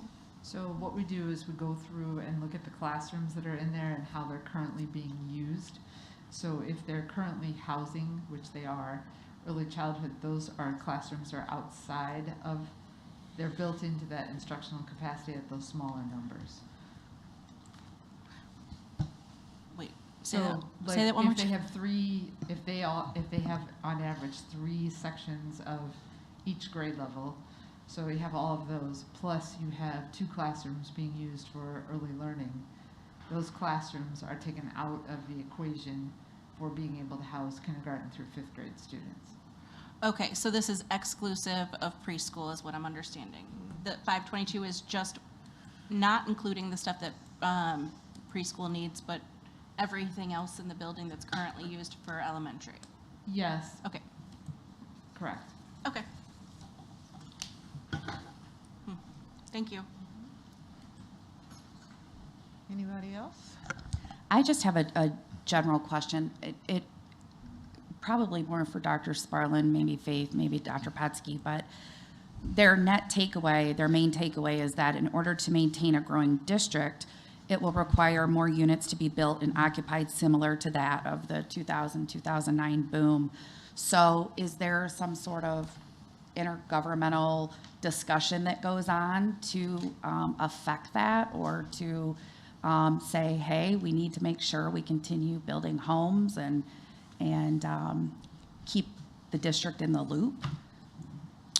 The village, yeah, the different villages, I mean, yeah, they're constantly looking at the number of, residential, as well as trying to build the commercial piece and the industrial piece, because that's really the important piece. It brings in the tax base without the additional students, and there needs to be a good balance there. I think there's a few takeaways here. We're seeing that the senior classes that are graduating are larger than the kindergarten classes that are coming in. The birth rates are down for Kendall, Will, and Kane, and we have fewer students coming from the single-family and multifamily units than we have in the past, which, and then without the COVID recovery piece, is contributing to the declining enrollment as we see it, even though there are so many more units and things being built at this time. I guess, like, to be just really blatant, like, public education is kind of under fire right now, and I mean, the COVID recovery is totally understandable. It's not surprising, and I'm sure we'll continue to see people unenroll their students and look to homeschooling. So I guess the difference between, you sent the number of enrollment in your report on Friday, and we're at 17,119, and then by 2027 we're down to 15.5. I mean, that's a considerable amount of money, and when part of the EBF funding is enrollment, it becomes it's a factor. It's not the. It's hold harmless. Well, yeah, I was gonna say, it isn't, because it's hold harmless. We'll never get less than we get now. Right, it's called the foundation level. I understand that, but it's still not necessarily going to grow. True. You know what I mean? Oh, that is a good point. Yeah, that's you're what right I'm about saying. that. It's not going to become more. So I just want to make sure that, I just want to make sure that we're working with our villages and and other communities to make sure that we are creating a place that people want to live, and making sure our narrative as the school district, because it's often portrayed in a poor light on social media and so forth. Dr. Petsky, we talked about this, working with realtors to make sure they understand, what's going on in the school system and so forth. So, can I ask an additional question to that? So, I'm gonna state the question and then I'll come back. So, multifamily, in the report it says multifamily student yield rate is lower for multi-units than single family. Is that typical for across the board for all of the customers that you work with, or is that just typical for our region, state, or city? Did you hear that, Rob? As far as it's They use difficult. this. What was the specific Yeah, question? it is. Specific, you're right, on page they can 24 answer and too, though, 25, yeah. are the I looked multifamily into that. yield rates, are those pretty typical for other studies that you see in the single-family yield rates? Are those the same that you see, or are these higher or lower than what you're typically used to seeing? Right, yeah, so page 25 with the multifamily yield rates, this is pretty typical where there's going to be a range. I mean, if you look at some of the developments that are in the Lakewood Creek Elementary, much larger, right? Same thing in Grand Park, much larger number of kids than what we see in some of the other areas. What it comes down to, number of bedrooms that will be in these units. If more of them are studio or one bedroom, we typically yield fewer kids. The other thing that we see in multifamily developments that drive how many kids we get are other amenities that might be on those multifamily. So if that's the truth, I'm sorry, you fade away. Different things like that will drive what we see for yield rates. But yeah, this is pretty typical of the range that we see.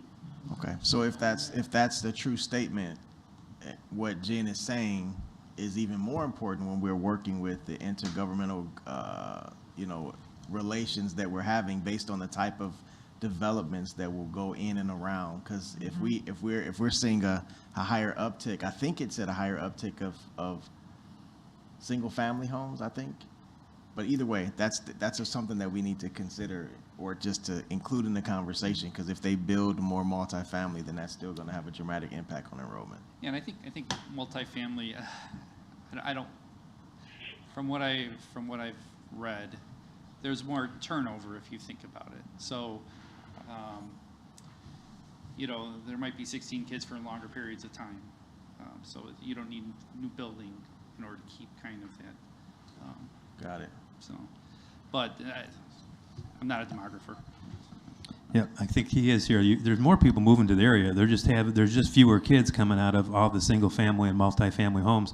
You know, like if you look at the multifamily rate, I mean, at 2021, from 2014, I mean, it's dropped 33% in regards to the number of kids coming out of the multifamily home.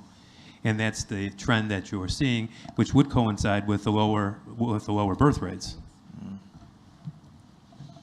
don't know how to solve that. What I'd like to see is us get to 100% funding, and then start growing. You know. You're so funny. Yeah. Well, I was going to say the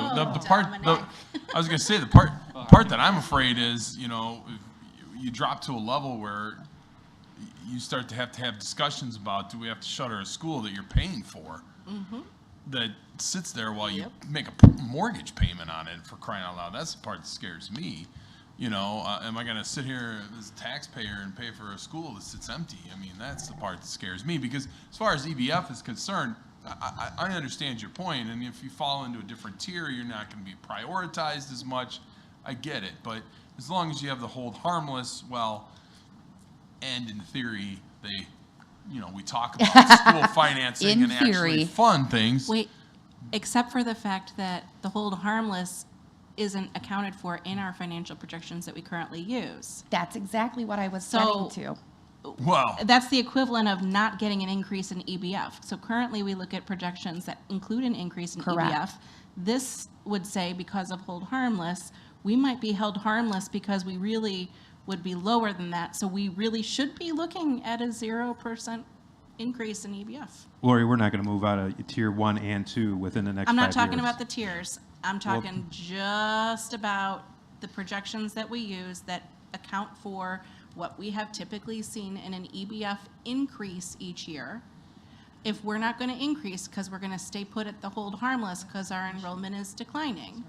No, that's not the case. Okay, explain it to me then. The goal is to go from tier 1 to tier 4. That's where you want to be. We want No, to I be get that. Right. Yeah. And we will continue to increase. We will continue to receive more monies until you get to tier 2, tier 3, tier 4, which won't be for at least 3 to 5 years. It's going to take a huge drop to get to tier 4, is what you're saying. Yes. No, I get it. That's not, but that's a specific piece. That's extra money that we receive for being in those or getting that amount. I'm saying that the amount, say we get tier 1 funding, right? And right now our tier 1 funding is $100 because we have 10 kids. All right? So if we had next year 9 kids, we should get $90, but this is just the theory I'm going with, so let me finish it out and see if you get where I'm going from. The theory would be we would get 90, except we'll actually get 100 because of hold harmless. So if they increase that $9 or that $10 per kid to $10.50 per kid, we're still only going to be at or $95 instead of $100. Does that make sense? Yeah. So we would still be at hold harmless even if they increased what they gave us. That's what I'm talking about. So would we get $100 or $105? Right, and right now, and either one we don't have the ability to predict right now, but what we do know is that for our financial projection purposes, we're assuming we're getting $105 to $110. And we have a 5-year strategic plan built on That's what I'm these saying. projections. Yes. And if they don't, then can we make, I mean, we and obviously Right. we will look every year and say, okay, what we can and cannot do. But I mean, they all, it's a piece of a puzzle that. So I'd like to see projections with no increase in EBF for each and every year. Well, if there's any of us that are considering not levying, we should be also. No. This has nothing to do with levying. Well, it does. If you're going to bring that piece up, it absolutely does. I wasn't talking about levying at all. But hold on a second. You're talking about projections, right? The projections we use for right, EBF, right, and you're saying that the EBF, if we're going to be held harmless, right, or if there's a hold harmless, right, that doesn't come to fruition, that affects our projections, correct? Right. Okay, so if any of us are sitting up here, any of the seven of us, I see. and we're thinking about saying we don't want to levy, we should That's also different. have that in our projections as well. Yes. 5 years out. Yes, that had already been asked for also. Sorry, we asked for that one. You just weren't here yet. Yeah. But yes, Okay, what so- happens if you don't levy and For no 5 increase. years out, not just one. Every year for each of the next 5 Right. years. Right. All right, so we're done with that? Because I mean. I'm good now. Okay. So, I think we are all. Wait, one more question, Eugene. Go No, ahead. I'm just Well, not it's- gonna levy. There you go. So we should have that projection out for the next 5 years.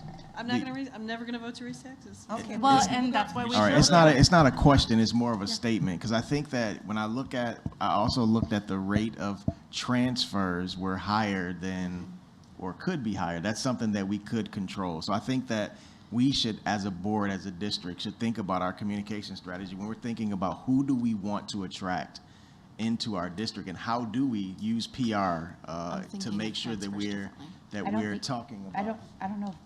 What do you mean? It's if somebody moves into the district? Correct.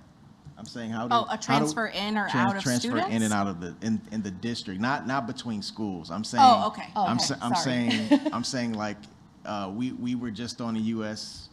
World Report for the best schools, but do people know that? And so I think that, we talked about all of the beautiful things that our students and district is doing for fine arts. I think that we have so many good things going on in our district, and I think that, so many families could benefit from it, but do they know? Right. And I So think link that that's to this. correct. We need a communication plan for that. And so what you're saying is your goal is to increase our enrollment through stronger communication That of is the correct. benefits of the area. That is correct. Okay. So that would be your wish, is to increase our student enrollment to better utilize our facilities. That is And correct. I agree with you. It's the better than the alternative. All right, and well, let's keep a note of this one as we start to make our plans, okay? All right, anybody else? Because we need to move on. We've got poor Renee sitting over there, and she's been here a long time waiting. Are we good? Good conversation, Rob. We appreciate the data, and it's going to give us a lot to talk about in the months to come. So thank you very much. Yep, thank you. Can we start with Thank 6-4? you. You guys then? have a nice evening. 6-4. Thank you. 6-4, yeah. Before her EL. Yep. Item 6.4 is an annual information item regarding a resolution and request of Kendall County for land cash funds. Does the board have any questions on what's been presented?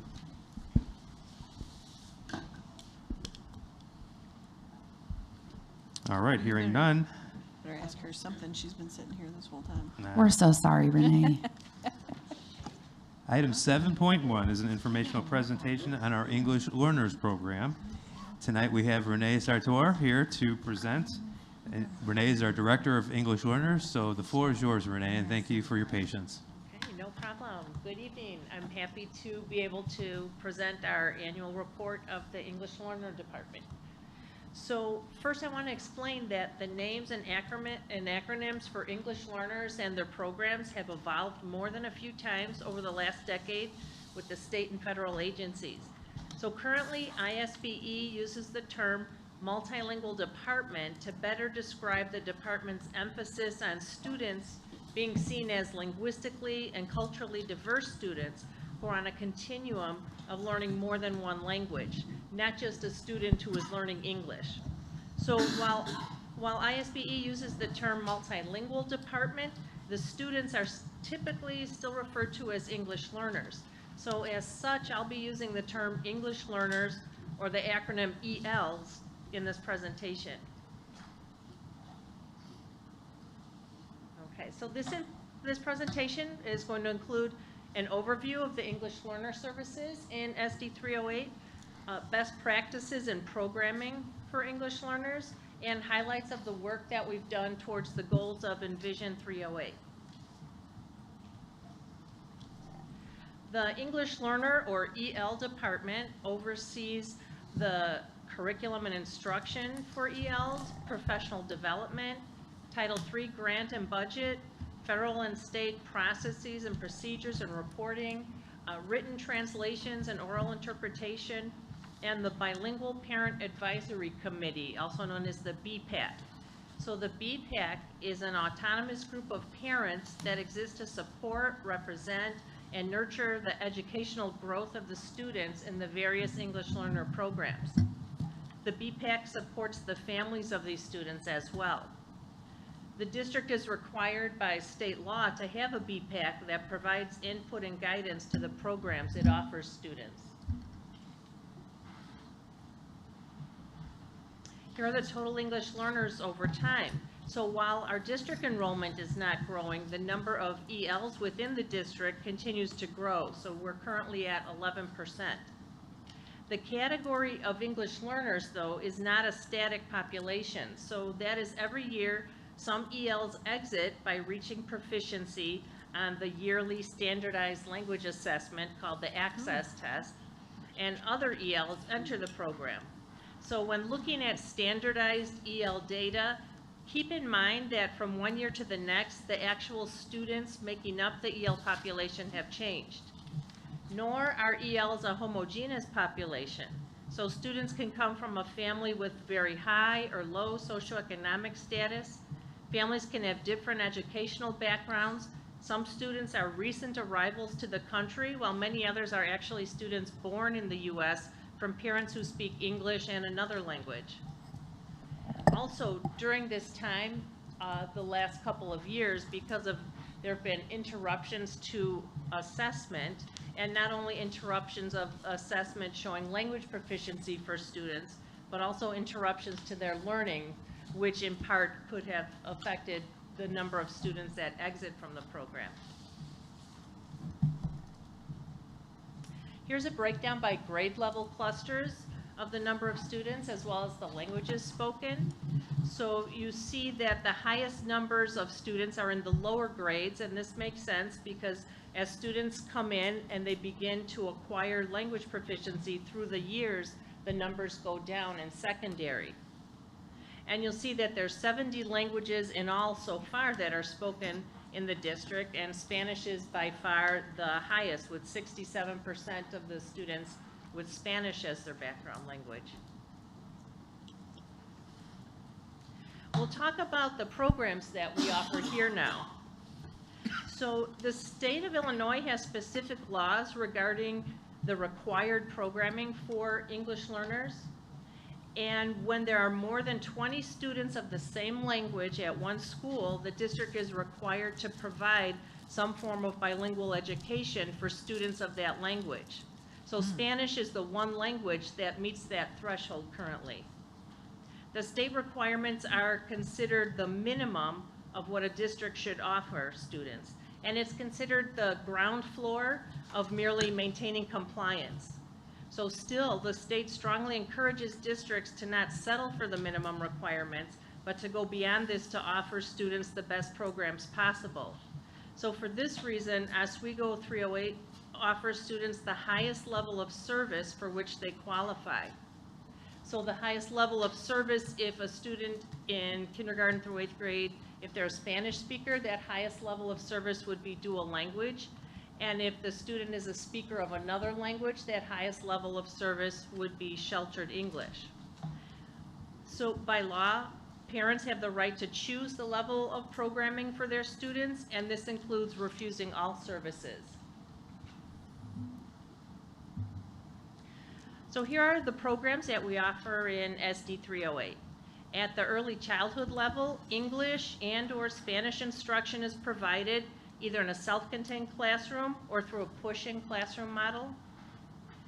Then next, at every school level and every grade, there is ESL resource that's available to students who do not choose either sheltered English or the dual language program.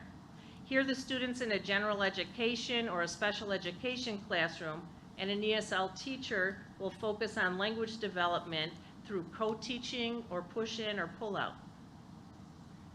Then for sheltered English instruction, students are in self-contained classrooms of all English learners from various language backgrounds. It's taught by an ESL-endorsed teacher who modifies lessons in all the subject areas based on the student's language proficiency. Instruction is provided in English. The elementary sheltered English program is located at Old Post for kindergarten through 5th grade, and the junior high counterpart is at Murphy Junior High. Then dual language is the model where native Spanish-speaking students are in a classroom with native English-speaking students, and all students are learning the district curriculum in Spanish and English together. We offer dual language in Spanish because, first, we're required by the state to offer bilingual education when there's more than 20 students who speak the same language. And then, two, because there are enough Spanish-speaking students district-wide to make dual language a viable program. We couldn't offer dual language in another language, let's say Mandarin, simply because we don't have enough speakers of that other language to make it a viable program. In dual language, the goal is for students to develop bilingualism, biliteracy, and biculturalism. And instruction occurs in Spanish and English in varying amounts throughout the years by following a language allocation plan. So in kindergarten, approximately 80% of their academic content is taught in Spanish. And then it progresses through the years to 50-50, where by 5th grade, it's 50% Spanish, 50% English. The junior high dual language is located at Plank Junior High, and the elementary dual languages are at Hunt Club and Boulder Hill.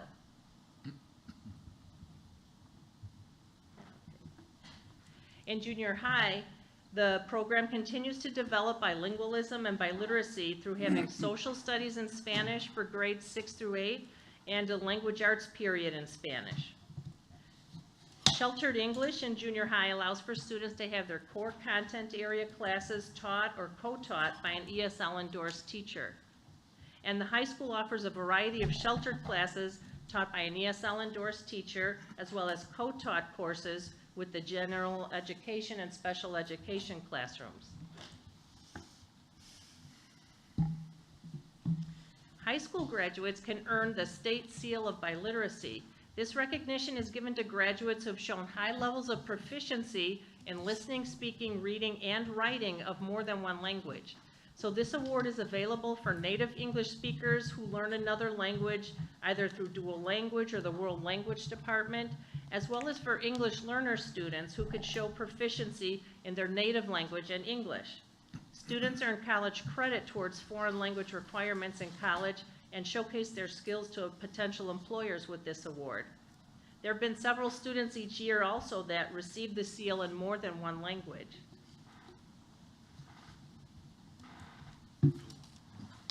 On the following slides, I'll show a graph that outlines what the research shows on how English learners who are still in the process of learning English perform on standardized reading tests in English from 1st grade to high school when they participate in any of the above program models. So as you see on the list, it starts with two-way and one-way dual language. And those are different in that in a one-way dual language program, the classroom is made up of only English learner students. In a two-way classroom model, then the classroom is filled with a mix of both English learners and English-only speaking students.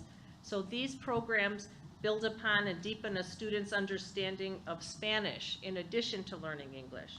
So it's called an additive bilingual model. Bilingual programs, as in number 3 and 4, only use the native language for a short period of time until they could fully replace the native language with English. This is a subtractive bilingual model. And then the EL models, or ESL models, are programs that only teach through English and don't include native language instruction. Okay. So we'll look at important research finding by a study done by Thomas and Collier. They looked at standardized tests of English reading, and the study aggregated long-term data from records of more than 2 million English learner students from well-implemented and mature programs. Let's see. So the axis on the left there, that shows the national percentile of students, of monolingual English students. It shows how they performed on a standardized test of English going along the grade levels. So the axis at the bottom here shows the different grade levels going from first grade up to 11th grade. Okay. The colored lines represent the 6 types of language acquisition programs, and they show the average achievement of those some 2 million students.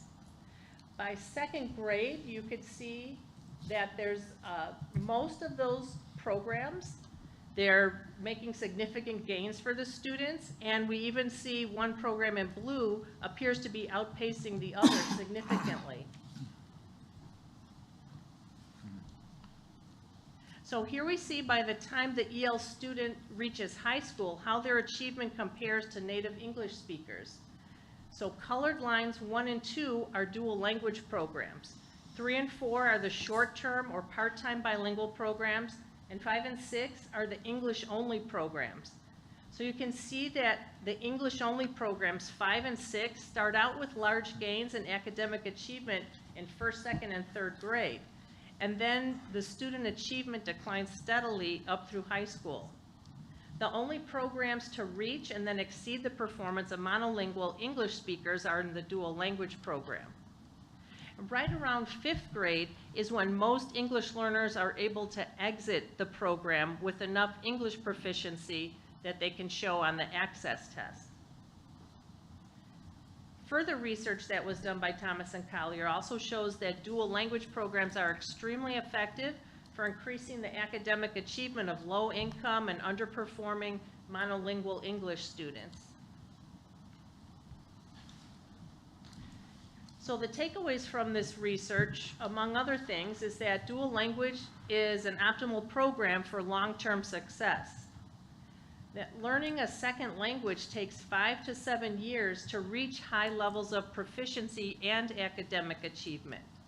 And it's counterintuitive, but research shows that students with a foundation in their native language perform better in English than students who don't have that foundation. Dual language provides high levels of English proficiency and academic achievement in an environment that promotes and sustains a student's native language. So while we can't offer dual language to all of the different languages in our district, when we provide services that are only in English, the instruction must be scaffolded so that the content is provided in a linguistically and culturally responsive way. So a way that celebrates and validates and incorporates the cultures and languages of all the students in the classroom. So we strongly encourage families to continue reinforcing and strengthening their home language with students, even if it's not offered in the school setting.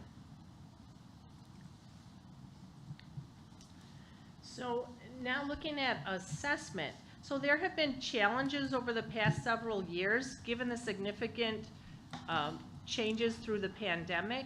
So many state assessments were postponed or canceled or only had a portion of students participating due to remote learning.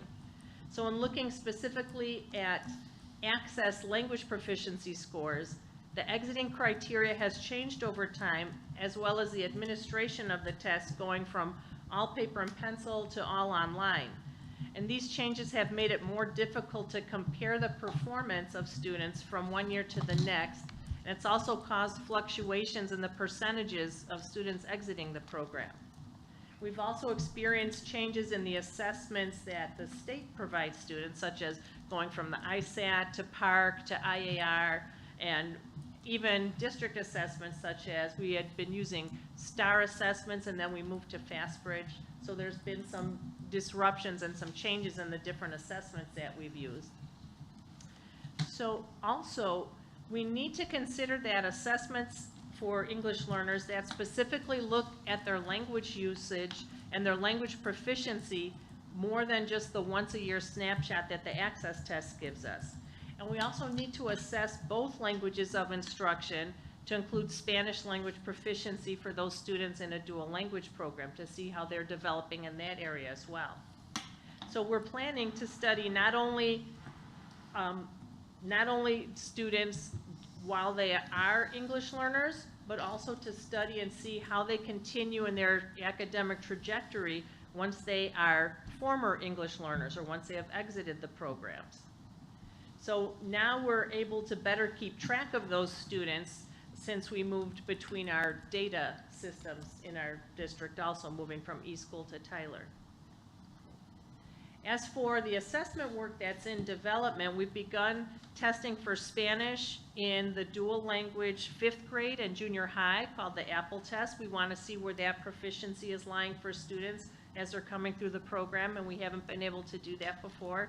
And we ran a pilot this spring with FastBridge so that they can expand their Spanish offerings, hopefully, to maybe more benchmarking and progress monitoring of students also in Spanish as well as in English. We're also enhancing our use of English proficiency monitoring through programs like Reading A to Z. Okay. So now I'll start talking about the English learner programs and how it supports Envision 308. So for us, success in 2026 will show a cohesive continuum of services for English learner and multilingual students from pre-K up through high school.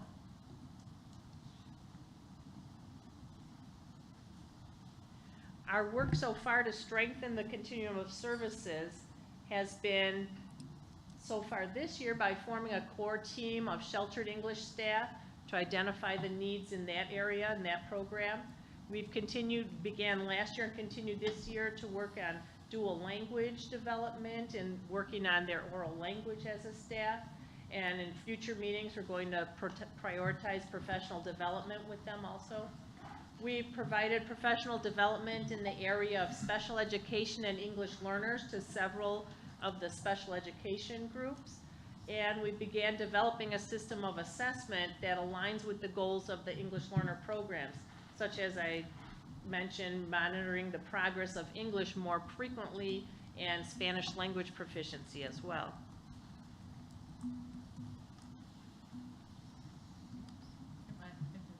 It skipped. It did? Oh. Yeah. No, not one twice. Okay. There we go. So some highlights of the success so far of the English Learner Program this year is I was able to participate in district walkthroughs together with other staff and administrators to observe instruction and engagement in literacy and math. And that included a lot of, seeing a lot of instruction in ESL sessions, in sheltered instruction classrooms and dual language. And I was very proud of what our educators observed while we were walking through those classes with all of the engagement of the English learners in their classrooms. We also participated with the literacy and math frameworks, and they were developed with English learner and dual language components to them. So they were part of that formation of those frameworks. And then we've also worked on instruction that's engaging and culturally and linguistically responsive to help our students grow even more. For the indicators of success, we hope to see that by next year, the district initiatives like the literacy and math framework and social studies curriculum will include professional development that's tailored to the teachers of dual language and English learners. We'll develop a system of assessment that aligns with the goals of the EL program, such as monitoring the progress of English and Spanish language proficiency, in addition to monitoring academic skills and knowledge and tracking the progress of ELs after they exit the various programs. And we'll have common expectations for instruction in dual language and sheltered English instruction, as well as continued professional development for the teams that work with the English learners to differentiate instruction and to provide interventions.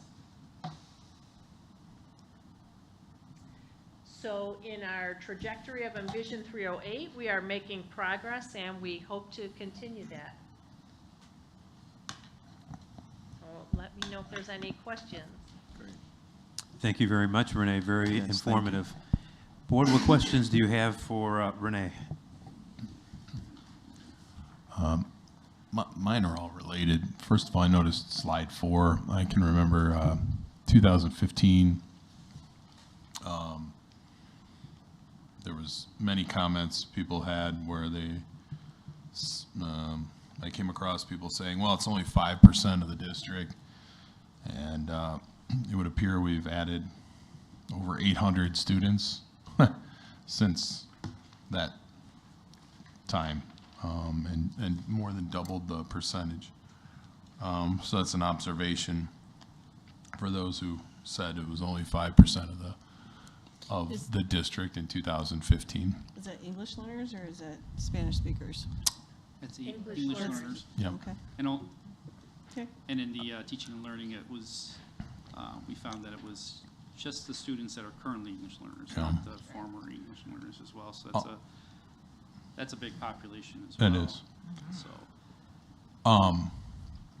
And then, which coincides with my other 2 points and questions. One is, can you talk to me maybe about what we're doing or what you're experiencing when it comes to recruitment? And while I'm not saying these are the only 2 areas, they're certainly not, but you know, I think of that junior high piece and also the lower grades that stick out to me. And again, I'm not pretending those are the only 2 areas. You know, there's a lot of areas that we're going to have issues with when it comes to recruitment, but they certainly stick out to me when it comes to this area. Can I add? Absolutely, please do. Just special education, that's another big piece because, you know, there's going to be a lot of dual needs. Is that number, I don't know, it's probably like 17, 18% if you include the, you know, former ELs, so. Yeah. I didn't know if you wanted to talk about your exciting cohort work to help do with the recruitment. Yeah, so, right, it is exciting that next week we're going to begin a cohort that's funded through our grant to allow current teachers that we have the ability to get an ESL endorsement. So we've looked at a range of teachers and grade levels and a lot of different practices, special ed teachers included, and you know, teachers in special content areas to try and get a wide range to help us with that part. So we're excited that we're going to start kind of building from the inside in that way. And you know, we also had done a lot of outreach to bilingual community members, where we sent out information and did a large recruitment effort, and we're still, you know, always still looking for that piece too. So that kind of ties to one of my questions. I had how many current staff teaching EL and DL hold teaching certificates versus special assignment certificate? Special assignment. Well, I believe you're asking about whether they have their teaching certificate or whether we're having to go on their provisional piece. Right. And I believe that everyone has their teaching certificate this year. We have no, I've double checked with Ken, but I believe that is true. Yeah, I have several questions. Like, for instance, when you have data, I'm struggling a lot. The last time we had data, I just checked the board docs, was 2014.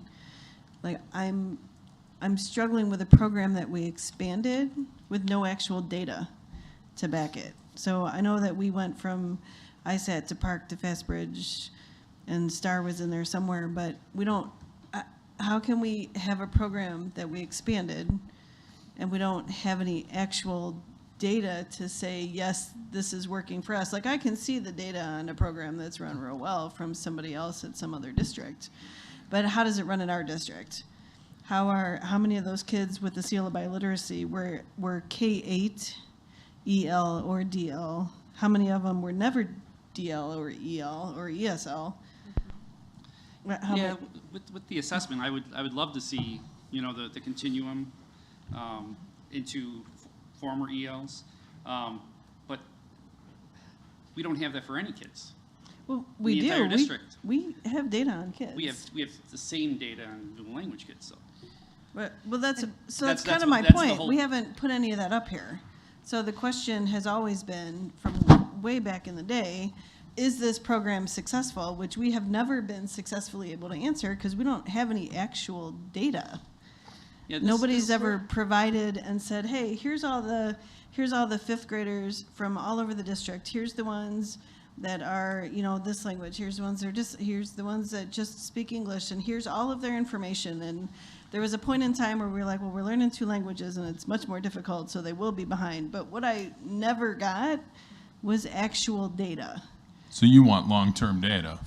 I want all data. I want any kind of data. So you want long-term data that shows those exiting, and I agree. So I think, for instance, I've always said we should show, like, Brokaw students, what do they look like when they exit our system?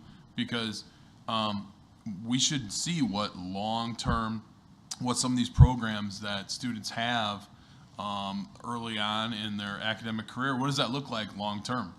I don't disagree with that. So I do this, like, some information that I was able, like, looking at the high school students, like how many English learners are currently at the high schools. There's 246 between both high schools. Of those students, students that are from our district that are still English learners in high school, 23% of them are students with IEPs. So we don't know if in any way their learning disability could be affecting their level of showing that they attained English. Also, of those students, 44% came into the United States after 5th grade, so they're still in the process of learning English. And then 30% of the students came to us from other districts after, you know, in junior high and high school. So really there was a sprinkling. There were 7 students among both schools that were students who had been in the dual language program. So that's telling me that the students in the dual language program are exiting.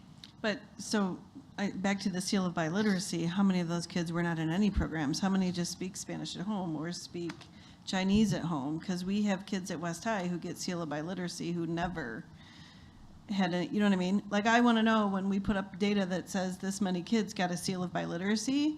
Well, if you're going to actually tie that to one of these programs, I want to know how many actual kids were a part of that program and how many of them just speak that language at home. I've been struggling for the last 15 years, maybe not 15, it's been at least 11. And Renee and I haven't been struggling the last 15, but we've certainly struggled the last 3.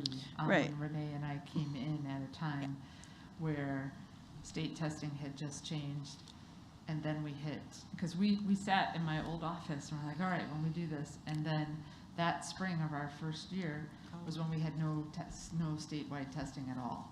Right. So, like, and I don't want this to come out the wrong way, but we've been making excuses for the last 10 years, and that's way before you guys have been here. And we just keep doing what we're doing, and we have no idea if it's working. None.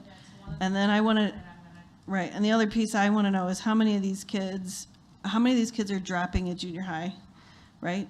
Well, how that many was of them, actually going to be my question. because they go to one junior high, so now all these kids who have all these friends in the neighborhood, if you want to stay in dual language, right, you have to go to the one junior high. So that was going to be my question, because I also remember, and this was one of the last meetings I think I went to right before the pandemic with the junior high dual language families, because there'd been some pretty significant concerns about the inability to fully staff that program at the junior high level. So students weren't receiving a true dual language education. And correct me if I'm wrong, but there's 2 parents that were there, I think, sitting here. But I believe that I'm remembering it correctly, that we didn't have an ability to keep bilingual staff on staff to adequately support our junior high program. And we have no program at the high school. We just have Spanish So, class. right. So the dual language program as we currently have it here is K through 8, with the theory being that it can take 10 years to master a language, from what I remember. And if I'm wrong, please do correct me, because this is not my field of expertise. It's just what I'm kind of remembering. But my understanding is that in order for it to be effective, you're now saying that we should have 5 to 6 years. So I guess my questions would stem more around what are we going to do to make that be a value add to our English learners and our students who have been participating in the dual language program in those junior high years, to actually make this a functional K through 8 program rather than a functional K through 5 program with a few years you can optionally add in. Yeah, so the last 2 years, we have had, instead of just 2 dual language teachers teaching 3 grade levels and 2 courses, we've had 3 dual language teachers, plus we've added a coordinator that is helping to coach those teachers and help them with their curriculum and their teaching engagement. And those are the positions that we often still see unfilled. So even if we have allowances for them, are they actually being able, or do we have full staff? I do see. Okay. Okay, good. Because that was the change, I think, from when I had last spoken with you about this pre-COVID to now, is that we weren't having fully hired staff at that time that were bilingual and able to provide support for the program. Like everybody else, I also would love to see data to see that what we've seen in this report and this research that was published in 2010 has borne out. It calls to mind, I know Faith and I had conversations and we have about class sizes. In 2014, class sizes mattered, and currently now, unless they're less than 15, we're told they don't. So a lot can change in just a few short years. I'm not following with the less than 15. That class sizes, unless you're going to reduce class sizes to less than 15 students, I'm so sorry. And that's what our new research shows. So I'm curious what new research shows in the last 12, if there has been any, and really more importantly, are we providing a dual language program that can promote those benefits that we theoretically could see, which is why it was chosen in the first place. So Yeah, we'd have to answer that question for any program. yes, Right, that's but exactly we right. don't seem to have to answer it for this one. Well, any EL program. So. Right, we'd have to answer, and that's what I'm saying. My suspicion is that we're doing as good as we can. We're getting better every day at it. And I believe that research probably holds true. I haven't read otherwise. You guys probably have spent a lot, I know you've spent a lot more time on this topic specifically, but I'm curious how are we performing at that 50% proficiency level? Not even compared, because we can't really compare. We don't have the same kind of amount of students or the same percentages of special education in non-dual language as in regular dual language. However, the native language additions type of instruction. But we do have data of how our students have achieved over time. And while it's not consistent completely due to those tests, we do have some that are pretty darn consistent that we've seen in all of our other areas, that we could maybe look at that and see at least are our students achieving. Anecdotally, we think we know, but could we look at that instead of comparing to other types of programs? Just how are our English learners doing? And be with the idea that it has to be, because if we looked at 3rd grade, you see what I'm saying? Yeah, I do. You know, it's got to be. Yeah, and it I has do. to include formal ELs, and that's where the problems have been. Is yeah, just ELs, not including formal ELs. How are our It's been kids all doing is what I'd like to know. Right. Are they achieving? Yeah, because we're not going to be able to find Right. 10 years ago the seal of biliteracy because Well, that's seal not of possible, biliteracy might not actually speak to our actual English learner programs. Right. You can Right. earn that without it. Renee, you were going to say something? You were going to say something? Thanks. I was just gonna say that with assessment though, right, we need to look at the former English learners and track them and see how they're continuing, also not just the English learners at the time. Because Right. again, that's a moving target, Yep. that's like testing a kid running the mile while their leg is broken, and Right. then once their leg is healed, now you're not testing them. Right. That group. Right. So, That makes because sense. it's Great just analogy. long-term, but so now it's piecing together those names that we know of who's a former English learner and looking back at their data through the years. It's not just, easy. I get it. Right, Yeah, but- it isn't. I But get that. when you do the dual language ones, I also want to see the English speakers who are also testing. I don't want to just see the Yeah, that makes sense. Okay, Faith, I think you wanted to say something. Yeah, so I'm a newbie, so this is all, although I've had the privilege of having this presentation. We're talking about EL and dual language. Which one are we required? EL. EL, okay. Well, You're not So, required, but no, you're not required to have a dual language program. Required to have a bilingual Or- program based on In the Spanish. language predominance. that I'm we have sorry, in yes. Spanish, and that's one type of it. right.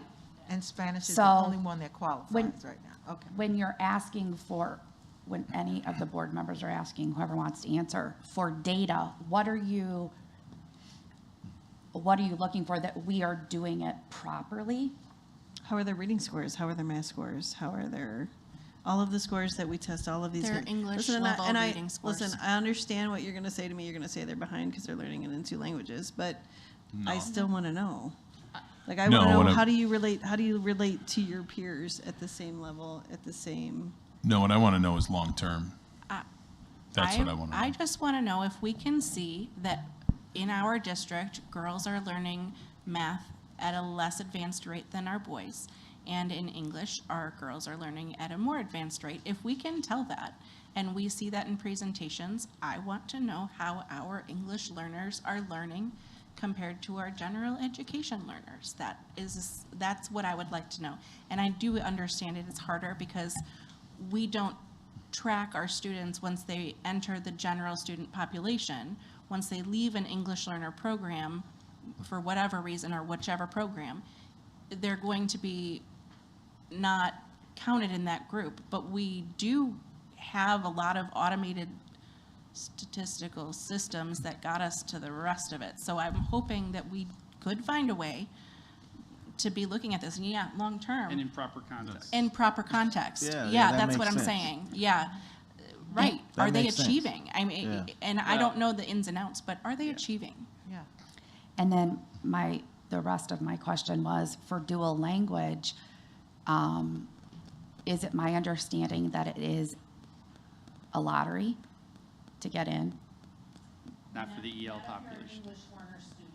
Okay, forget if you're not an English learner student. That would be to fill the other part of the class. Right. Remember that fiasco. So as a That's my measurement That of was my fault. success, How's that? I happen to live in Hunt Club, so it is a dual language school, and it is like the fury to get in when they're signing up. So is there a reason that we haven't expanded it beyond where we're at? And hiring bilingual teachers is not just our district issue, it's a district across, it's an issue across the country, but beyond that, is there a reason that we have? Sure, you take the calculation of how many Spanish-speaking English learners you have at a grade level, and then you want to make approximately 50% of just the English learner only. So, I mean, the English-speaking only students. And so it depends on that number of English learners that kind of drives how many. Understood. Non-Spanish-speaking. Understood, thank you. And then I That think now I think seems in a- really obvious. I think Right. an important This point is the for, clamoring that this to get board it. would want to consider is, it's literally the only program that strives for, that serves the educational and social emotional needs of EL students. It's the only program that's proven to do that. It's the only program that's integrated into the building. It's not segregated, and it's works relative to any other EL program. And And this that is was like the 50 reason. years of research. No, that was the reason I was asking, because I literally was consoling a mom because her kid didn't get in years ago before I even understood, the whole why they couldn't get in, and I just wasn't. Well, why can't we expand it? Now it makes total Yeah, it would sense. have, it would have to be. It would have to be like a world languages type of. Right. And it's situation. very expensive. And I was gonna say, part of the discussion tonight was how do we promote our district to Right. families outside? So I do know that that's a draw. I know people that have moved here specifically because of that. That's awesome. Okay, anybody else want to say anything on that subject? Thank you so much for Thank you. your patience. We really appreciate it. Okay, 8.1, action item, approval of bills for payment. Can I have a motion, please? Yes, ma'am. I make a motion to authorize the payment of bills in the amount of